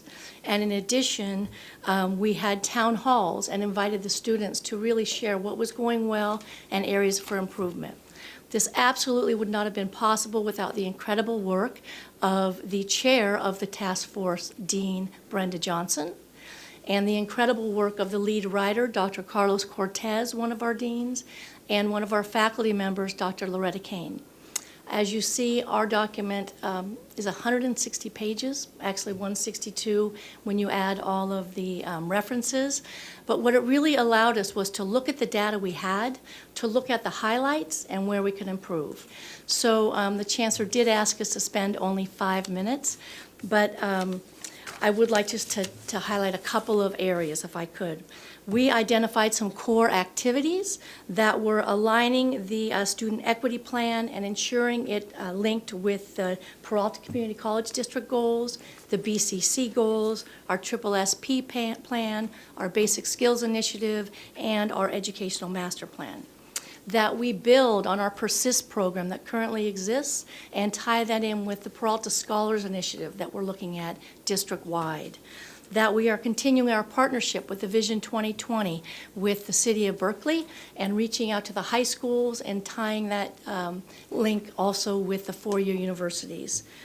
And in addition, we are going to initiate an academic support index similar to what was done in the Berkeley Unified School District.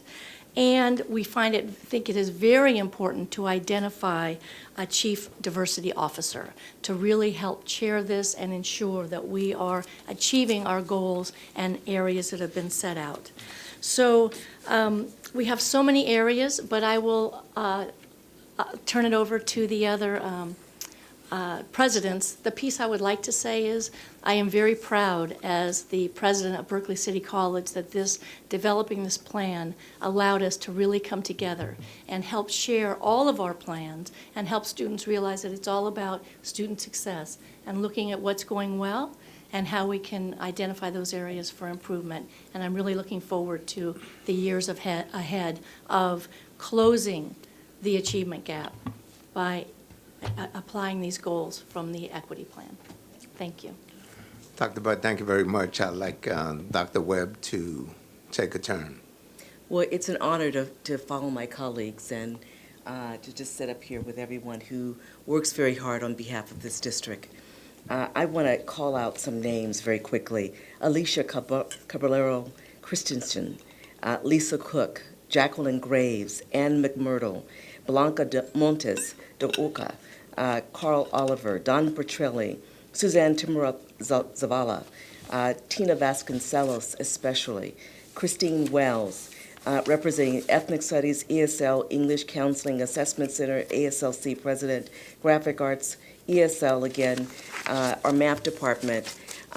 Dean Vasconcelos, Tina in particular, led this group to review a host of data that's internal, driven by some support led by our Dr. Orkin here in Ed Services, and looking at data beyond that reflected the work of over 200 individuals at Laney College. And they did a masterful work just in a very succinct way, looking at what was happening with regards to all of our students. Our Black, our Asian, our Native American, Pacific Islanders, whites, Latinos, et cetera. And what they did was focus on access, equity, and success. And they looked at these 5 major research areas the state required: access, course completion, ESL basic skills, degree completion, certificate completion, and transfer. And to complement Dr. Budd, the foster youth, veterans, our DSPS students. And what we found was a lot of telling data that complemented our review back in May the 30th, 2014, where we saw that what we thought was the case was in fact the case, that some of our students are doing exceptionally well in key areas. But what we were surprised that our younger students tend to do better than our older students in basic skills. And the inverse is so in terms of our traditional transfer-oriented classes. What we also found was that we had a disproportionately lower number of white students attending Laney compared to the representation in the community.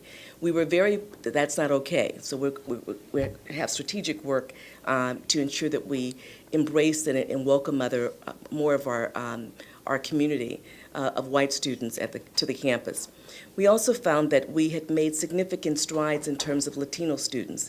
They were disproportionately represented several years ago, about 11%, and now they're close to 17% aligned with the local community.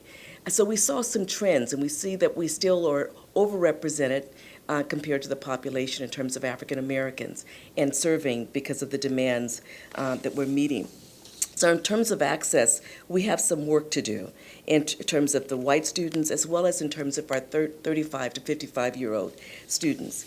We were very surprised at the level of dropout from particular high schools that suggest a great deal in terms of what's needed in to support our a host of students, not just African American students and Latino students, but also Southeast Asian students and Native Americans. The dropout rate is quite high. In terms of ESL and basic skills completion, it was quite remarkable to see that the level of success was extremely low for African Americans compared to Asian students in ESL and basic skills. And we're doubly concerned about our DSPS, or Disabled Student Programs and Services students, who perform at a significantly lower rate in terms of English. That speaks volumes about the need for support services. We were pleased to see that students who transfer do fairly well here in the state and nationally, but by no means, when compared to some other data at the state level, but by no means at the level that they should. And a particular subgroup is not faring as well when they transfer, when they take English and math classes, especially our Latino students. So we have some work to do. And we have a comprehensive set of goals and activities to improve not only access, equity, but most importantly, success. And it's a complement to what you've already heard, so I won't be redundant. But what's quite significant that you've not heard, and that we're probably all doing, is being much more sensitive to cultural matters, cultural issues, language, needs that are very sensitive to where people come from. And we're looking to do more that's relevant, that would make a significant change in every classroom, not just expand learning communities, but develop large-scale professional development initiatives where more of our faculty members are aware of what pedagogy, what content, what project-based efforts could actually lead to some major transformation in the nature of how we deliver instruction in class. And so part of what we're looking to do is complement this equity initiative, the Student Success Initiative, the Basic Skills Initiative, and all these other initiatives that all the colleges have worked on this semester. It's been quite a remarkable semester. And integrate them all. So with the Triple SP, Student Success, Support Success Initiative, with the Basic Skills, with the Equity Plan, we see all of those literally leading to the development of our Educational Master Plan and leveraging all the funds that we're receiving, whether they're categorical, general fund, or grant funds, to support these strategic initiatives to improve access, equity, and success. And a great deal of our need they fall in the following areas. An institutional researcher, equity outreach coordinator, public information officer, equity public information officer, support for our community and civic engagement center, professional development for faculty and staff, and then our innovation fund that would lead to inspiring more faculty to do what a host of our faculty already do in the career and technical area, education area, as well as transfer education and basic skills, to scale effective practices so that the success of students is not just in particular programs or in particular areas. It's across the campus. Thank you very much. Thank you, Dr. Webb, and last but not least, Dr. Ambris Calaviz. Let me first start off by echoing what my colleagues have said, and that is to produce a report like this, as we did our self-evaluation report, does take a team. not only from administration, but the campus at large. So I know represented, and I know I fell short last board meeting to acknowledge the individuals involved in the self-evaluation, but really, when you talk about these two gigantic tasks, it really took the entire administrative team. So if they would like to just stand and be recognized, please. Dr.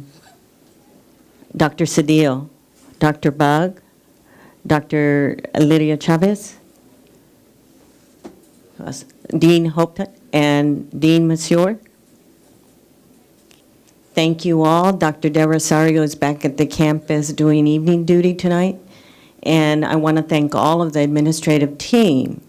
But again, along with the administrators came along with the governance committees. Academic Senate was heavily involved in this. Dr. Park and Dr. Trotter.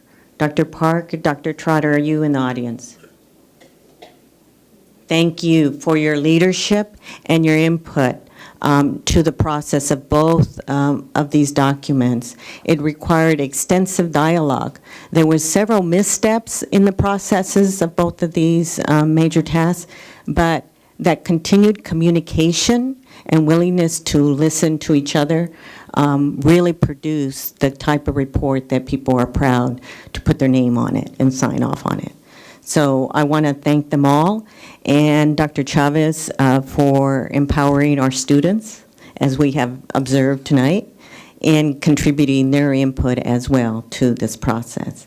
So let me not repeat some of the things that have already been said and tell you that with the merit report on equity, we established some basic principles, and with those principles, some goals were established and identified. So let me just indicate three of the principles. One was to improve student access to college programs and services, to increase the balance of student equity and diversity in college programs and services, to improve the success by closing the performance gap, and again, identify specifically targeted groups that need that extra assistance at the school.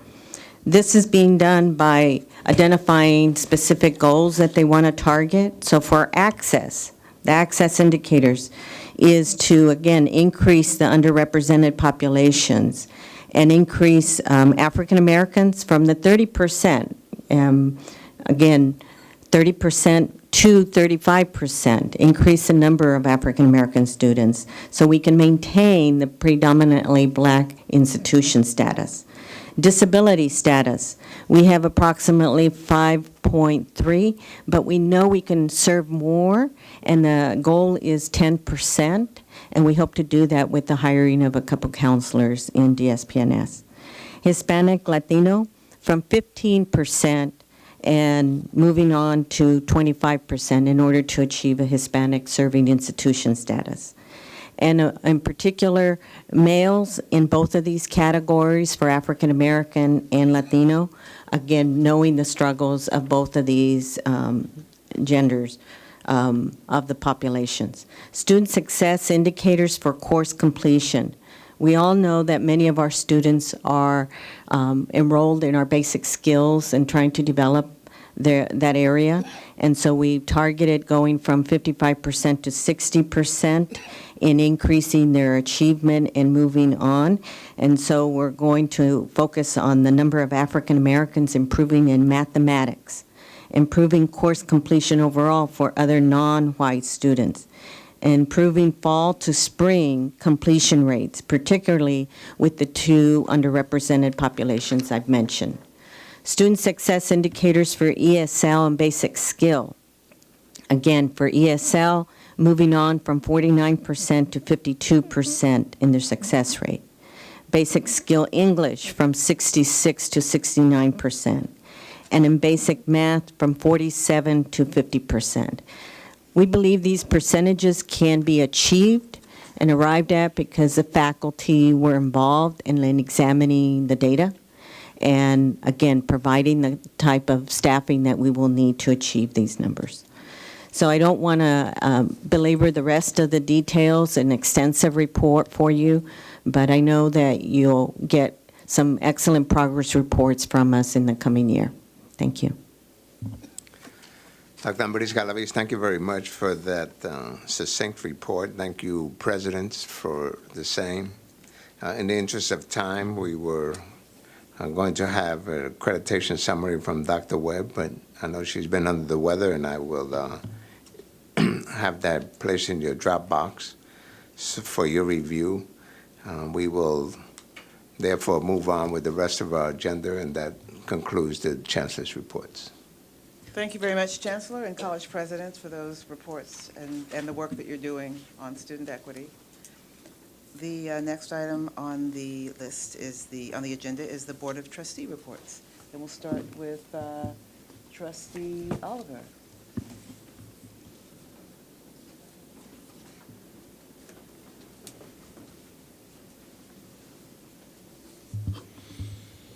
Hello, everyone. So I'd like to thank a few people tonight. I'd like to thank Dr. Gravenberg. Here today is his last day. I haven't got to work with him too much, but heard great things about him, and he's a true believer in the shared governance process. That means a lot coming from, for as a student, means a lot that you value student input. So thank you for that. Abel Guillen, I'd like to thank former trustee Guillen. He's met with me a few times. On Saturdays, I had a few issues.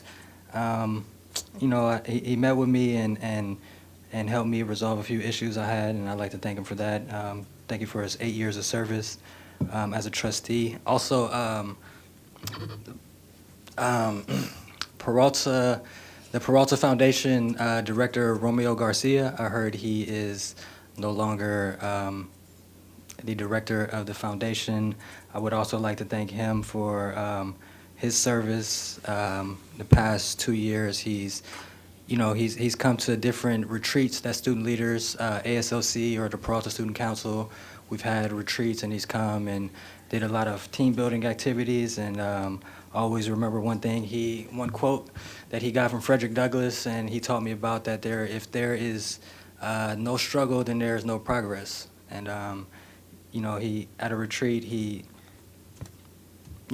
brought that quote to my attention. I needed to hear it at the time because being a student leader is really hard. It's really, it's really difficult, time consuming, really hard to stick with it. So I'd like to thank him for those words of wisdom. Recently, last Wednesday on the 3rd, we had a forum on the law enforcement at Laney College. I brought up some issues last Trustees Meeting, and I'd like to thank Dr. Carl for coming. He was Dr. Carl, Lieutenant Kraft. They came and really engaged with a few students that were in attendance about the 626, and I guess technically students aren't getting suspended, but the language that's been used on the 626 form makes it seem that they're getting suspended. So we had a nice conversation about maybe trying to get the language on the actual citation changed. So that was a good conversation. And also they'd like to do it again sometime soon, maybe in the beginning of the semester. So students and law enforcement are on the same page. And so there's not too many problems like students being suspended or feel like they're being suspended or harassed. Also, I don't know, I kind of wanted to talk about being like an elected member.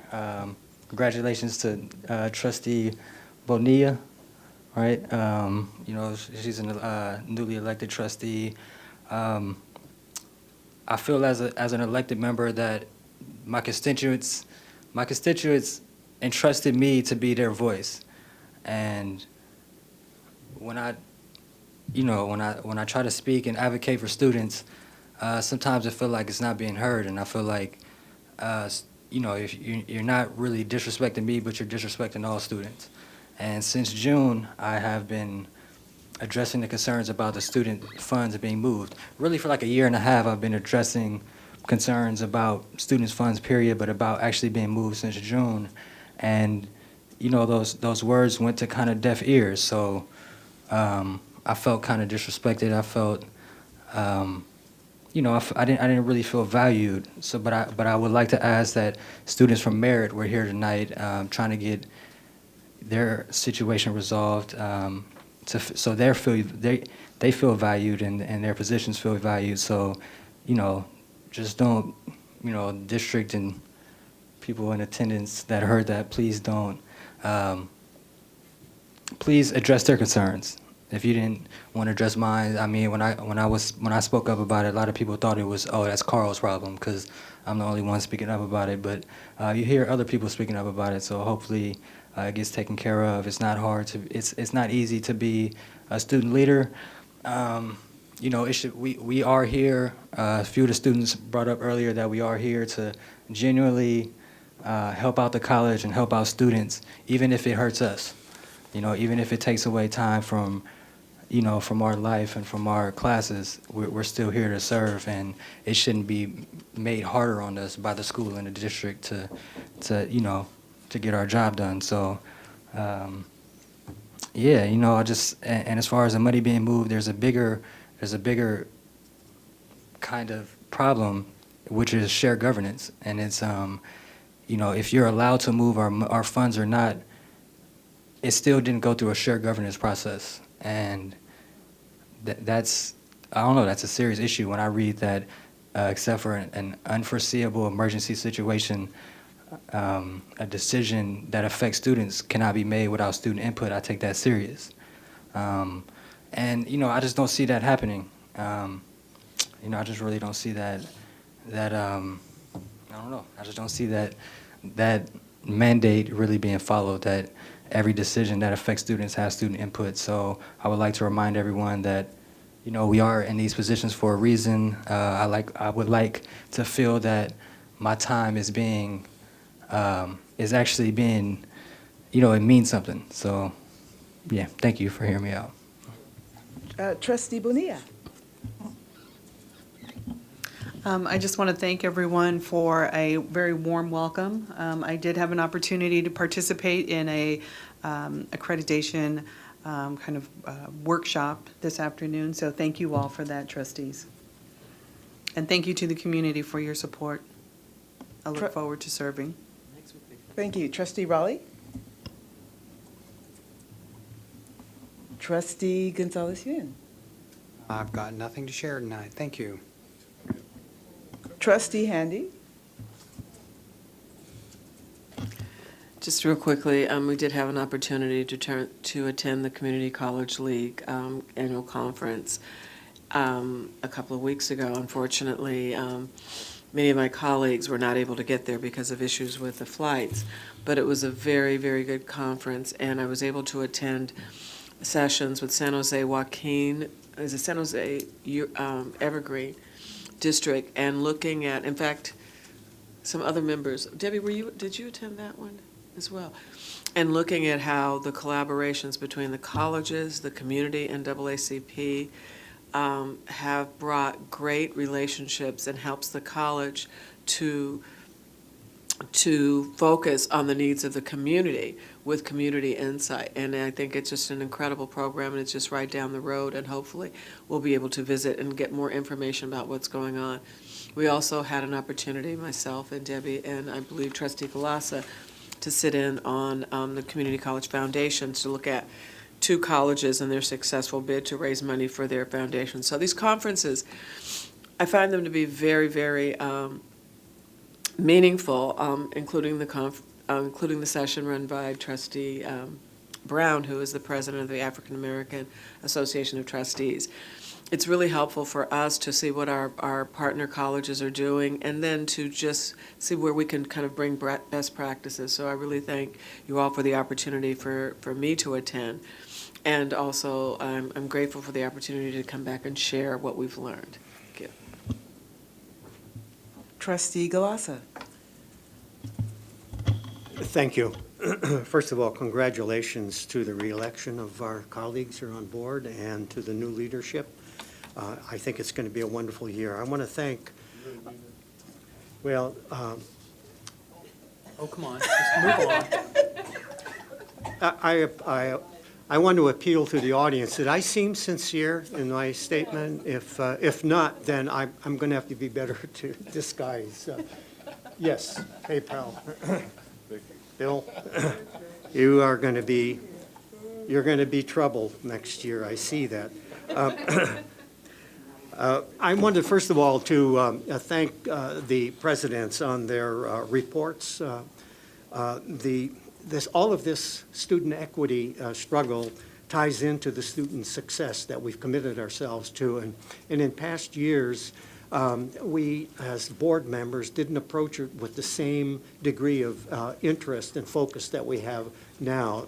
And I think that's probably one of the best things that have happened recently in the way the boards are now focusing on learning and student success and all areas of student success. For example, at the conference that we was just reported on by Linda, she left out the fact that it was a wonderful place, a paradise of sorts, golf courses going on into the horizon, and everything else. But it was a very meaningful conference, and for me, what was important was a meeting that we had between the community college trustees and the CEOs.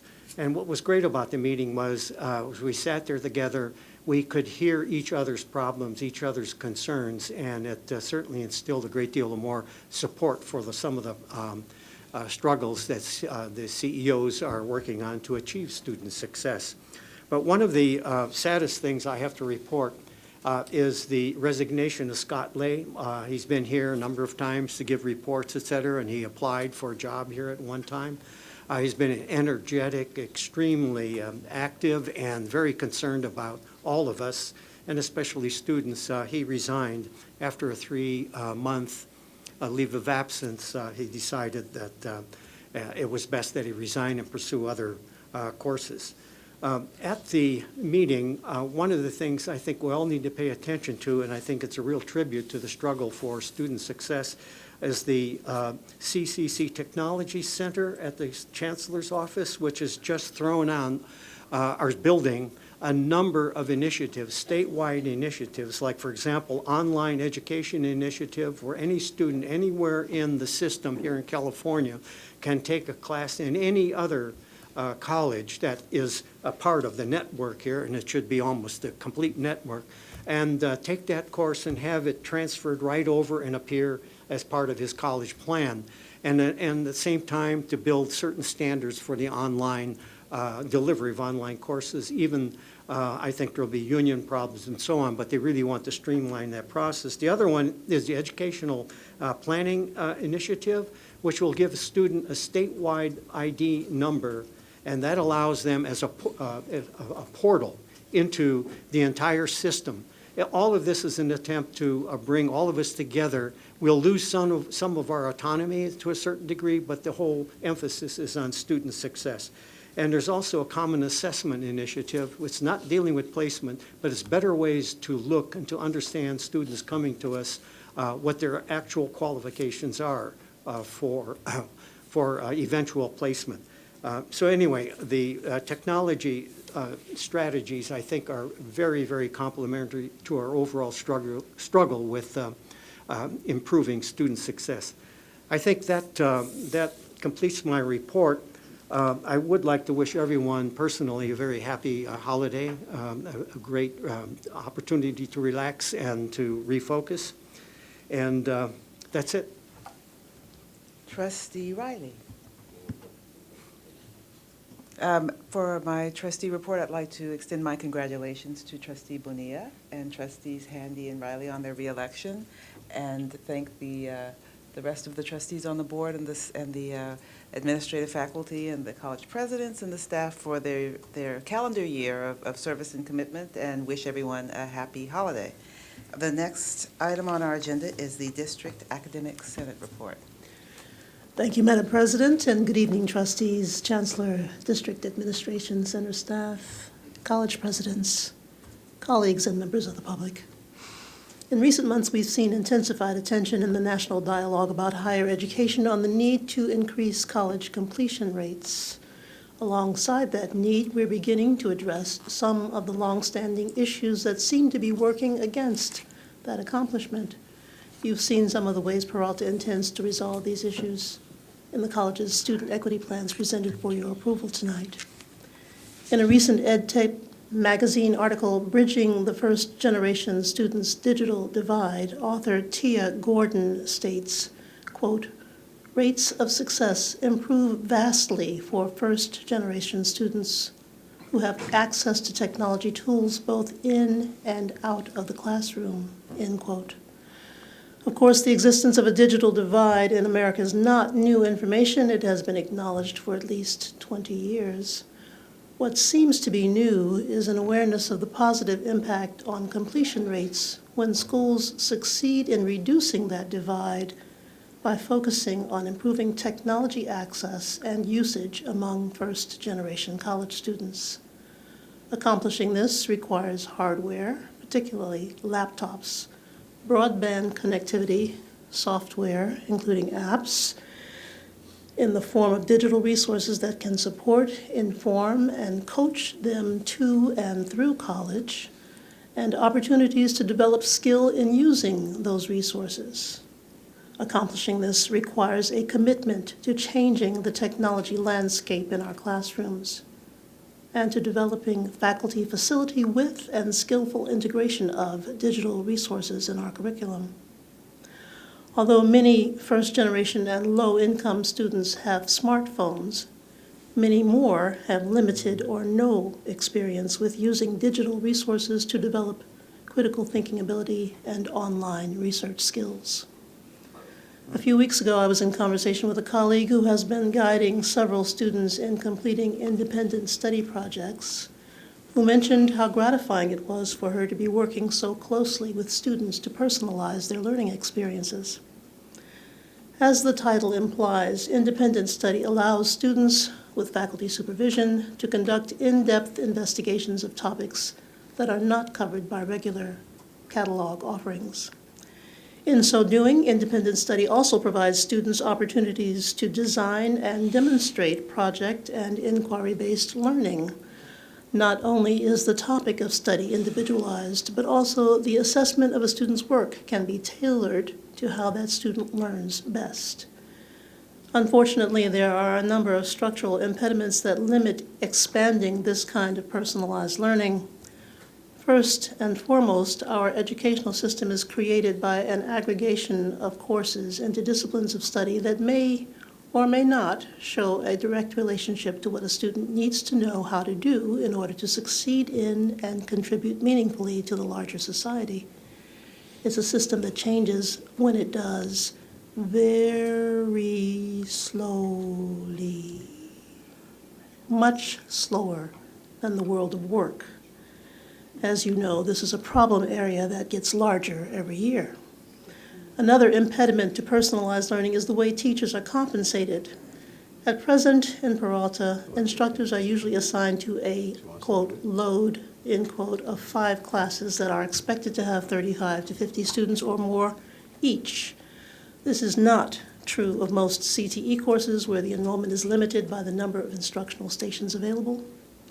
Gratifying though it may be, guiding independent study is in addition to that load, and it is not compensated, even though the effort and time required to do it well is substantial. That is a disincentive. Finally, in the 21st century, effective personalized learning requires intelligent use of technology by both instructors and students, which assumes adequate training and an extensive supportive infrastructure. That concludes my report for tonight. Thank you for receiving it. Thank you very much, Dr. Van Putten. Now we move to our consent calendar, and I'd like to move item number 28 from the consent calendar to the action calendar and call that item for discussion now. That is the consider and approval to include a side letter to the approved project labor agreement, PLA, between the district and Alameda County Building and Construction Trade Council, AFL-CIO, and related signatory unions. And I believe we have members of the audience that are here to discuss this item or provide some briefings. We have our Dr. Sadiq Ikaro, and we also have Jake Sloan and Andreas Kulver in the audience. So do we have a motion to? Move approval. So move Second. So we have a motion by trustee Gonzalez-Wien, or I think there was an echo chamber down there. Yeah. Oh, that was Withrow, okay. And then we have, who was up? Trustee Riley, all right. It's been moved and seconded, as the matter is open for discussion. I believe we should possibly ask, well, are there any questions on the item? We could have maybe Dr. Sadiq Ikaro introduce our members of the public who are here available to speak on this item. Was there a question? No question. There's no questions. Madam President, the only comment that I have is, one, I want to appreciate if I can be recognized. Be recognized. I'd like to appreciate the staff work responding to the questions that I'd raised. I see there's a memo from the administration on this, dealing with almost all aspects, and I think those have been written into the side letter itself. I understand that the side letter is acceptable to both the district and to building trades. Andreas Clipper indicated that. And the one area of clarification that I think would be useful is there's mention of streamlining of the curriculum. And I think as we move forward, I think the administration at Laney and the staff at Laney can work out some of the details. But let me just be real specific about what I had in mind so that it's clear there. You know, we have these apprenticeship programs, and we've got, for example, the electrical apprenticeship program down, I think it's in San Leandro. They've got a specific curriculum that they run through to, move from apprentice to journeyman. And then we have excellent programs at Laney itself. The curriculum is often parallel, but it's not exactly in sync. Sometimes there might be some area that the apprenticeship program is covering, but it's not quite lined up with the program, with the class, the syllabus, et cetera, at Laney. And that kind of alignment is what I'm talking about, so that as the student steps out of the electrical program at Laney or the ETC program at Laney or whatever it is, and then they go to apply to become an apprentice, that there's better alignment and then recognition and acknowledgement of that, some very clear path to so that you could jump in at a higher level. And I think that's the specific streamlining that I think needs to be done. I think that works better for the trades because they don't have to retrain people, and it works better for our students and faculty because they know what the path is. Kind of like how we sometimes have transfer agreements. If we, I realize it's a complicated thing and it's going to need some working out, but that's the good faith effort that I saw worked out in the side letter, and I look forward to hearing how that works. And I want to thank the building trades folks as well as our staff and our consultant for paying attention to that issue, as well as specifically the instructors and the administration at Laney College. Thank you very much. Madam President, I'd like to call the question.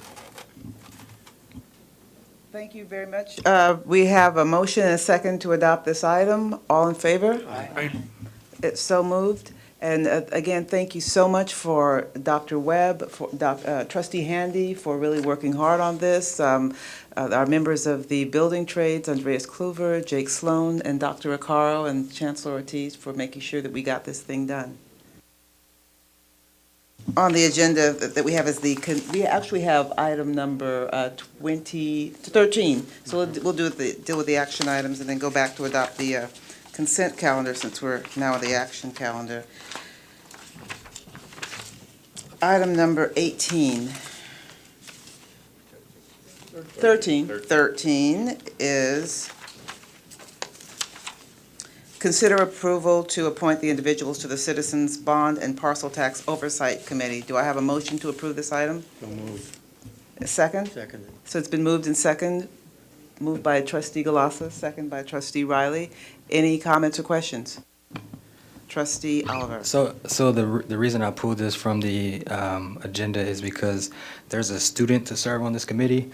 In Education Code, Section 15282 mandates the student to serve on a Citizens Oversight Committee must be active in a community college group, such as student government. Also, California Code of Regulations, Title V, Section 51023.7 mandates that the selection of student representatives to serve on college or district committees, task forces, or other governance groups shall be made after consultation with designated parties by the appropriate officially recognized associated student organizations within the district. So there was a student selected to serve on this committee. I've been actively engaged throughout the semester with all 4 ASs, and this person is not a part of either any of the student governments, and also the appointment was not made by a student organization. What I would like to see is the Peralta Student Council, where all 4 ASs get together, make recommendations, make decisions, talk about planning, that we get together and approve the appointment for the student on the committee. I'm sure before, the district or whoever just appoints members to committees, but Title V states that any committee, any district or college committee, the selection of students to serve on the committee must be selected by a student, so. Thank you very much, trustee Oliver. Chancellor, do you have a comment? Yes, I just want to share with the board and the audience that this Citizens Oversight Committee has been dormant actually for a long time, and I assigned Executive Director Jeff Heyman and our General Counsel to reconstitute this Citizens Oversight Committee, and because it's been difficult to get people to meet. So I'll ask Jeff to retrace how we went about getting this group together. I do want to mention that this group is not necessarily a district committee or governance group. This is a separate bond oversight committee, and not necessarily, in my opinion, applicable to the selection from the students, although we are certainly open to that prospect, and we'll try to make amends in the near future. But right now, we need to get this sort of Citizens Oversight Committee off the ground. So Jeff, why don't you comment on how you came about? Yeah, thank you, Chancellor. The task that we were given was to, as you know, the board took one committee that existed, created a second committee, and then merged the two. So what we were asked to do was to query the folks who were already appointed to the previous board, if they wanted to, I think somebody's turning me up there, if they wanted to remain on the newly constituted board. Those that did, who had already been appointed, joined the board. However, we had to add members to that board, and Sharon Clegg was one of the people who Trustee Oliver is speaking of. She had already been appointed, had already served.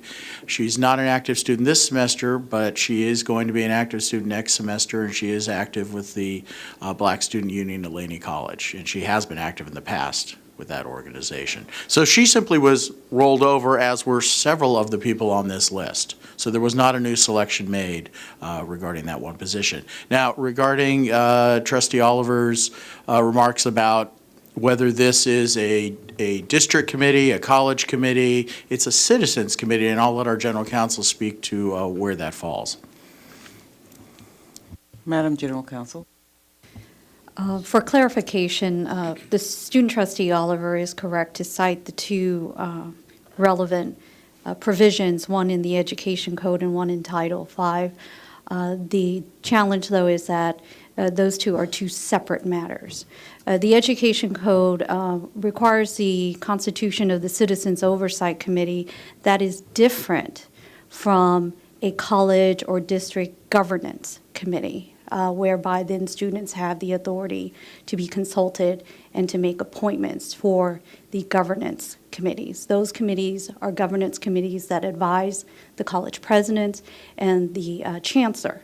Here, this is a citizens oversight committee, and it does not have a governance role, and therefore there is no inherent authority of student organizations to make the appointment. In fact, the appointment is made by the board, and that's why it has to go to the board for official appointment.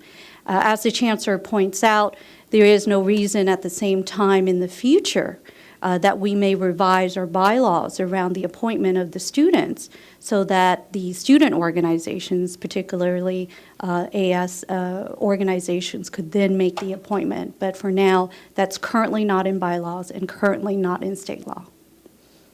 Are there any further comments or questions? Trustee Gonzalez here.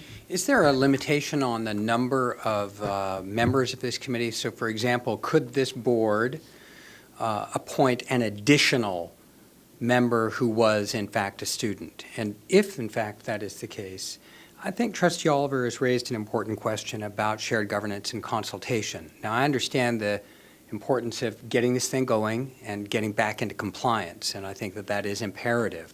However, I think that Trustee Oliver has raised an important issue, and I would request that if, in fact, it is discretionary to add an additional student, that a request be made of the board to the district-wide student council to recommend a student, an additional student, to be appointed, and hopefully they actually can find somebody to serve in that role. So that would be my request of this board as we move forward on this issue.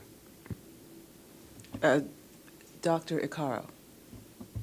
I want to speak in my capacity of having helped to support the Citizen Oversight Committee for almost the last 10 years in the district.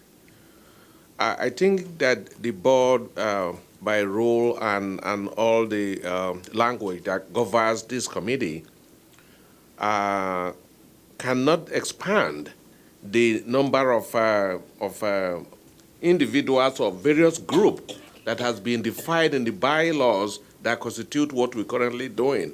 But rather, what I'm going to recommend to the board is that you usually have like a member and an alternate. Both alternate and the member do attend the meetings and listen to and they participate in deliberations. So rather than, rather than expanding this for, say, an additional member, my recommendation is that we have an alternate student trustee who can also participate in these meetings, because sometimes one of the members may not be there. So additionally, 2 students being there or 3 students being on the committee would be helpful as alternates. So there's room to have alternates. Dr. Icaro, Trustee Oliver? Yeah, so, it was said that this group is not a district committee, but if the district has to approve it, it sounds like it's a district committee. And again, I mean, I don't know, and I'm not asking this so there can be an extra student. I'm just asking that there's problems at the district with shared governance for students, and there needs to be it needs to start to be just a change in how things are done. And in Title V it mandates that selections on committees, the student selections on committees must be made by students. So I would just like to see, our rights being, we're allowed to exercise our rights to select the students to, represent students on this Citizens Oversight Committee. Are there any additional comments? So we have a motion and a second. Call the question. All in favor? Aye. All opposed? A clarification, how did we resolve the issue? That we're going to appoint alternatives then, or it's just a proposal to do that, or it's maybe someday, or? Yeah, I'm recommending to the chancellor that an alternate student also be appointed to the board, so that you have like 2 students representing the organization. It So- could be up to 3. So what we had was a motion and a second regarding the adoption of this item. What we also have now is a discussion between our Vice Chancellor of Facilities or District General Services and our Chancellor regarding how they're going to address the issue of having alternates for these positions. That would be a matter that staff would address, and then we could have that in an update at a later point. Thank you. Absolutely. We go back to the consent calendar. Oh, actually, we're still on the action calendar, and why don't we, since we're there, we could deal with the accreditation items, which are the equity plans. While we're on the action calendar, we have items 34, consider approval of the student equity plan for Berkeley City College. Item 35, consider approval of the student equity plan for College of Alameda. Item 36, consider approval of the student equity plan for Laney College. And item number 37, consider approval of the student equity plan for Merritt College.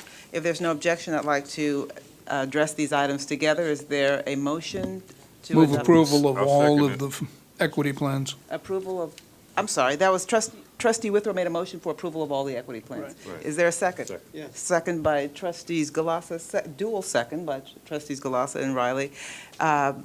Moved and seconded. Is there any discussion or questions on this item? Call the question. The question's been called. All in favor? Aye. All opposed? Any opposed? Motion carries. The next item, the remaining item on our action calendar is the College of Alameda Building C&D project presentation by Vice Chancellor Acaro. And this will be brief.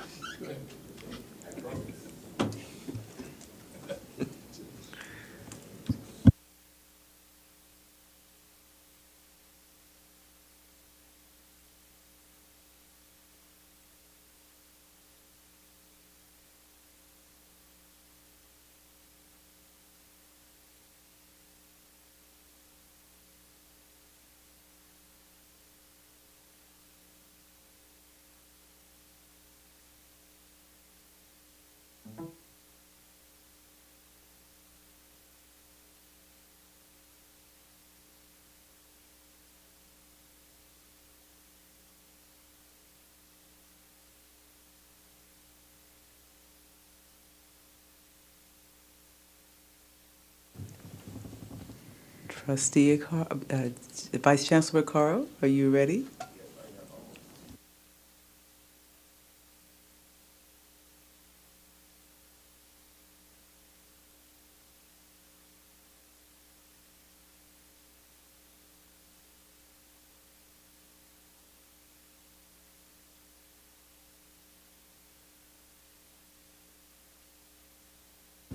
Good evening, Board President, members of the Board of Trustees, President, Chancellor, and members of the public. This evening, I'm going to speak briefly about the building C&D at Laney College. I'm sorry, College of Alameda. Okay. For some time now, we've been trying to build a new building at College of Alameda. If you have been to the campus before, you will see a very long building, very elongated, that has building C and D attached to it. And the name building C and D, the C represent the humanities and the D represent the sciences that we'll be trying to build for quite some time. And then we're looking for swing space to be able to identify for the humanities, which is the C, whereas the D went to 860 Atlantic. And we spent quite a bit at that facilities to be able to get it done. Now, what we're doing here right now is we want to make a change. We want to make a change to look at the mission of the college, which is academic excellence, budgetary competence, and community engagement. In a nutshell, this is the existing building protocols and criteria that we are established, which was to do the science building. We had a Cougar village with portables. Then The plan was to expand the portables with about 16 new additional portables in addition to the 7 that already exist at that location. Then we demolish, build a C&D, and build a new one in that site. Now, we are finding out that that plan is challenging for several reasons. The cost to expand the existing Cougar Village was excessive. The budget was going over by over $2 million to be able to do that. The faculty didn't like the idea of going to those portables because it would be restricted space that they will have to work on for some time to come while we're trying to build a new building. Then also, there were issues relating to utilities and infrastructures that will be involved. Then, because that is the biggest main classroom buildings at the college, there were going to be issues relating to noise and other type of issues that will impact academics. And invariably, enrollment is at stake for the college. So these were the deficit that was going to be incurred if we did that. So we're making a change.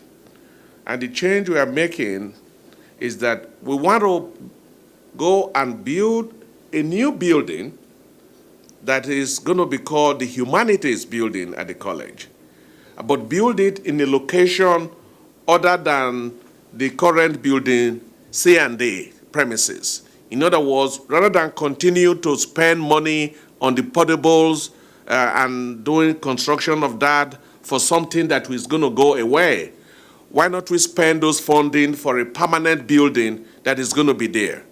So the steering committee has been set up, and this steering committee have located a site between the building F, which is like the student center, and the library, so that the building C, which is going to be the new humanities building, will be built in such an area that when you are driving through on Webster Street, that is going to be a building that you can easily see that will resonate with the public about the new renaissance of the college. So what this is going to entail is that we will have 2 separate buildings instead of an elongated one building, so that the humanities will be on its own, and then when there's funding for sciences in the future, then you have a new science building. The idea is that the science building currently being used at 860, we have to come back to the main campus. The State Chancellor's office does not like the idea of programs all over the place that is not in proximity with the students on the same campus. So this is the main idea, and there is a budget out here that we're looking at that will be sufficient to be able to build the new humanities, be able to go and build the Veteran Center that we've been looking for funding to complete, and then be able to enhance the existing building C&D with technology, ergonomic furnitures, and allow the faculty and students to be able to have instructions in that same locality while the new construction goes on the side. And then we will use that same facilities for future swing space instead of attempting to create other portable buildings. So this has gotten a campus debate and meetings, and both the student council at the college, we have community engagement, we have the academic senate at the campus, and we have the college council. All of those college constituencies have ascended to doing this plan, and the chancellor supports it.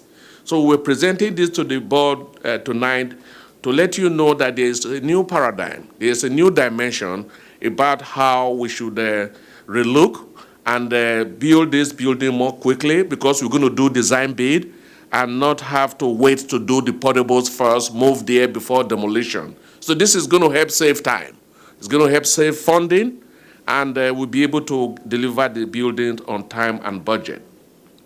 So that is the main report that we are looking into here. And we have gotten quite a bit of assistance from the college president, Dr. Eric Gravenberg, participation in this process with the college so that we can be able to bring this to reality. So thank you very much for your help. Thank Any you, Dr. Acaro. Any questions? We have Trustee Gonzalez-Ian, and Yes. then we have Trustee Galassa. First of all, I'd like to ask for an additional I'm 15 sorry. minutes. First of all, Point, I think- I'd like to move item 28 so we have discussion. Okay. So we have the motion, second? Second. Okay, we have a motion from Trustee Riley to adopt this item number 33. It's seconded by Trustee Galassa, and we are now having discussion. I'd like to ask for an additional 15 minutes on the board agenda or time or whatever we call it. Okay. So as I understand it, just help me understand this. The current project budget is $44 million, Yes. and that's to build 2 buildings, C and D. Yes, that was to build 2 buildings, Okay. but what we initially find out was that funding was not going to be sufficient to build 2 buildings. So the initial plan was build the outer shell, complete about 50% of the inner shell. Right. Then when there's funding in the future, come back to build the remaining 50% for the sciences. So Okay. rather than starting a building that we cannot finish, so the idea is to concentrate focus resources on building just the humanities now, which is going to cost about 42 million. Yes. And then use the remaining resources to plan towards a future science building. Okay. So what we're asking for now is that this building, the new strategy, which seems to make logistical sense, takes $42 million and puts it into a new building. Now, the only thing I want to point out is, and I'm grateful that this board at a recent meeting approved unanimously an expenditure to acquire a new building at Berkeley City College. And I'll just point out that every time we go through this process at Berkeley City College, every little I must be dotted and every T must be crossed, and nothing ever gets approved until it's all done.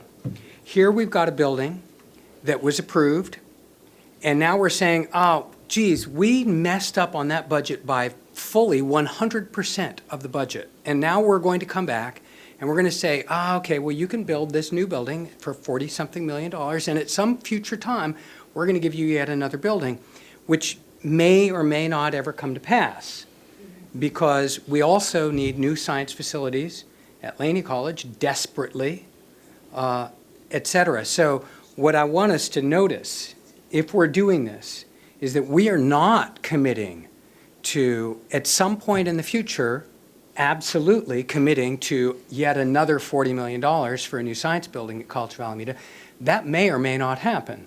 What we're saying is, well, use your money, build what you can build, and then at some time in the future, we'll have a bond issue, and then we'll duke it out and figure out where the money goes. But I want to just note that as wonderful as all of our colleges are, and I want to support the College of Alameda as well, that there really is a double standard in this district, and it's not a comfortable double standard. Well, I'll just note that we approved that plan, and obviously that plan was woefully inadequate. It was grossly inadequate, because here we are saying we didn't have enough money. We can only make 1 building where we had plans for 2 buildings. So I don't want to pick fight. Maybe I just did. And so maybe you can just strike the last 10 minutes of my comments, because I really believe that all of our campuses, in fact, should have wonderful facilities. Thank you. Trustee Galassa. I had one question related to your comment that the Chancellor's Office is now requiring all buildings, et cetera, to be on the campus proper. Is that the idea, that we can't, for example, the Atlantic Building would no longer be acceptable to the Chancellor at some time in the future? Yeah, what the State Chancellor's Office recommends for all colleges is that excepting you have situation where you have a center, which you need to have like 500 or 1,000 students occupying that center, programs that are offered by a college are encouraged to be within the same contiguous campus, And portables is out of the question because of the problems they present. So what we are saying is that the science says that it's at 860. We eventually come back to the college when there's funding to build a science school. Then at that point, based on the educational master planning of the college, then they could decide to be able to use that district facility for either fee-based or other programs that will be sustainable for that location. Thank you. Yes. Do we have any further questions? Madam Chair, I'd like to Trustee call a Riley. question, Oh. and I just want to share that I think it's going to be nice that the College of Alameda has a real a focal building that can be seen when you enter out of the tube. It'll be a real focal point for that community. So I'm looking forward to that building going up as soon as it can. Thank you. And I call a question. The question has been called. There's been a motion that's been seconded to adopt item number 33, College of Alameda Building C&D project presentation. All in favor? Aye. Motion carries. We now move to the consent calendar. Move approval of the consent calendar. A second. The approval of the consent calendar has been moved and seconded. All in favor? Aye. That concludes our agenda with the exception of the announcements. And Madam Clerk, can you confirm that we add the adoption of the minutes? Do we do the approval of the minutes? Trustee Brown, ma'am, before you go into announcements and adjournment, I want to give Dr. Webb an opportunity to recognize some of her team members very briefly who worked on the accreditation self-evaluation. She was not present at our last meeting to give her report. I truncated the reports this evening, but I did offer her the opportunity just to mention that leadership who put that report together, which I know was an enormous task. So if we could take a minute to hear from Dr. Webb about those. With great appreciation and respect for our college presidents and their administration and faculty and staff, please go ahead, Dr. Webb. Thank you, Chancellor Ortiz, and thank you, Board. It's important that I acknowledge Ms. Rebecca Bailey, Chair of the Biology Department, Master Instructor, Dr. Mark Razan, and Rebecca is actually in the audience. Could you just come forward very quickly? Dr. Mark Razan, I don't believe he's here. He's still on sabbatical. Our Vice President of Instruction, Lily El-Serhe. Very good. These individuals led a team of about 50 individuals on campus who worked over the course of the last year to come up with the document that you see. I need to acknowledge them. And both Rebecca and Mark in particular reached out to all the faculty, all the classified staff. The administrators were required to participate, and they did. And they reached out to the ASLC early on and asked for participation so that there would be representation from all stakeholder groups. This was back in October of last year, and that outreach continued throughout the year. And their work was amazing. And I want to just call attention, especially considering what's happening across this country, the protest, the organized engagement that's about social justice, about equity, about responsibility for one another, collective responsibility. They led in a way that demonstrated that in the best way. And that's why I want to at least acknowledge them. So the report is a reflection of their hard work. And I got to say, Rebecca is the bomb. She works 7 days a week around the clock to make certain the T's are crossed, the I's are dotted. I so value you. Thank you, Right. Chancellor. Thank you very much, Rebecca. Thank you very much. Lilia, thank you. And President Brown, back to you. Thank you very much, Chancellor Ortiz. And will this item be brought back to us for presentation? He's looking at me. surprise and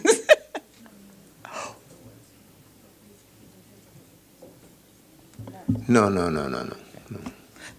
I mean, Well- because we're approving them this evening, and they're moving forward. And that brief report will be in the Dropbox. Thank you very much, Chancellor Ortiz. And now, Trustee Gonzalez-Yuen, if you would please do the announcements. Thank you. I guess Dr. Riley's handed this one over to me as well. I appreciate your help. Okay. That's good. I know. Yeah, okay. The next regular board meeting apparently will be held on January 13th, right here in our district offices. The board wishes Trustee President Meredith Brown a very happy birthday this month. She's turning 30 again. The board wishes our students good luck on their final exams and projects, and hopefully they can get to class at Berkeley City College one of these evenings. Let's see, the board wishes the community a happy and safe Christmas, Hanukkah, Kwanzaa holidays, Happy New Year, and we should note that the Peralta will be closed in observance of various holidays from December 24th through January 1st.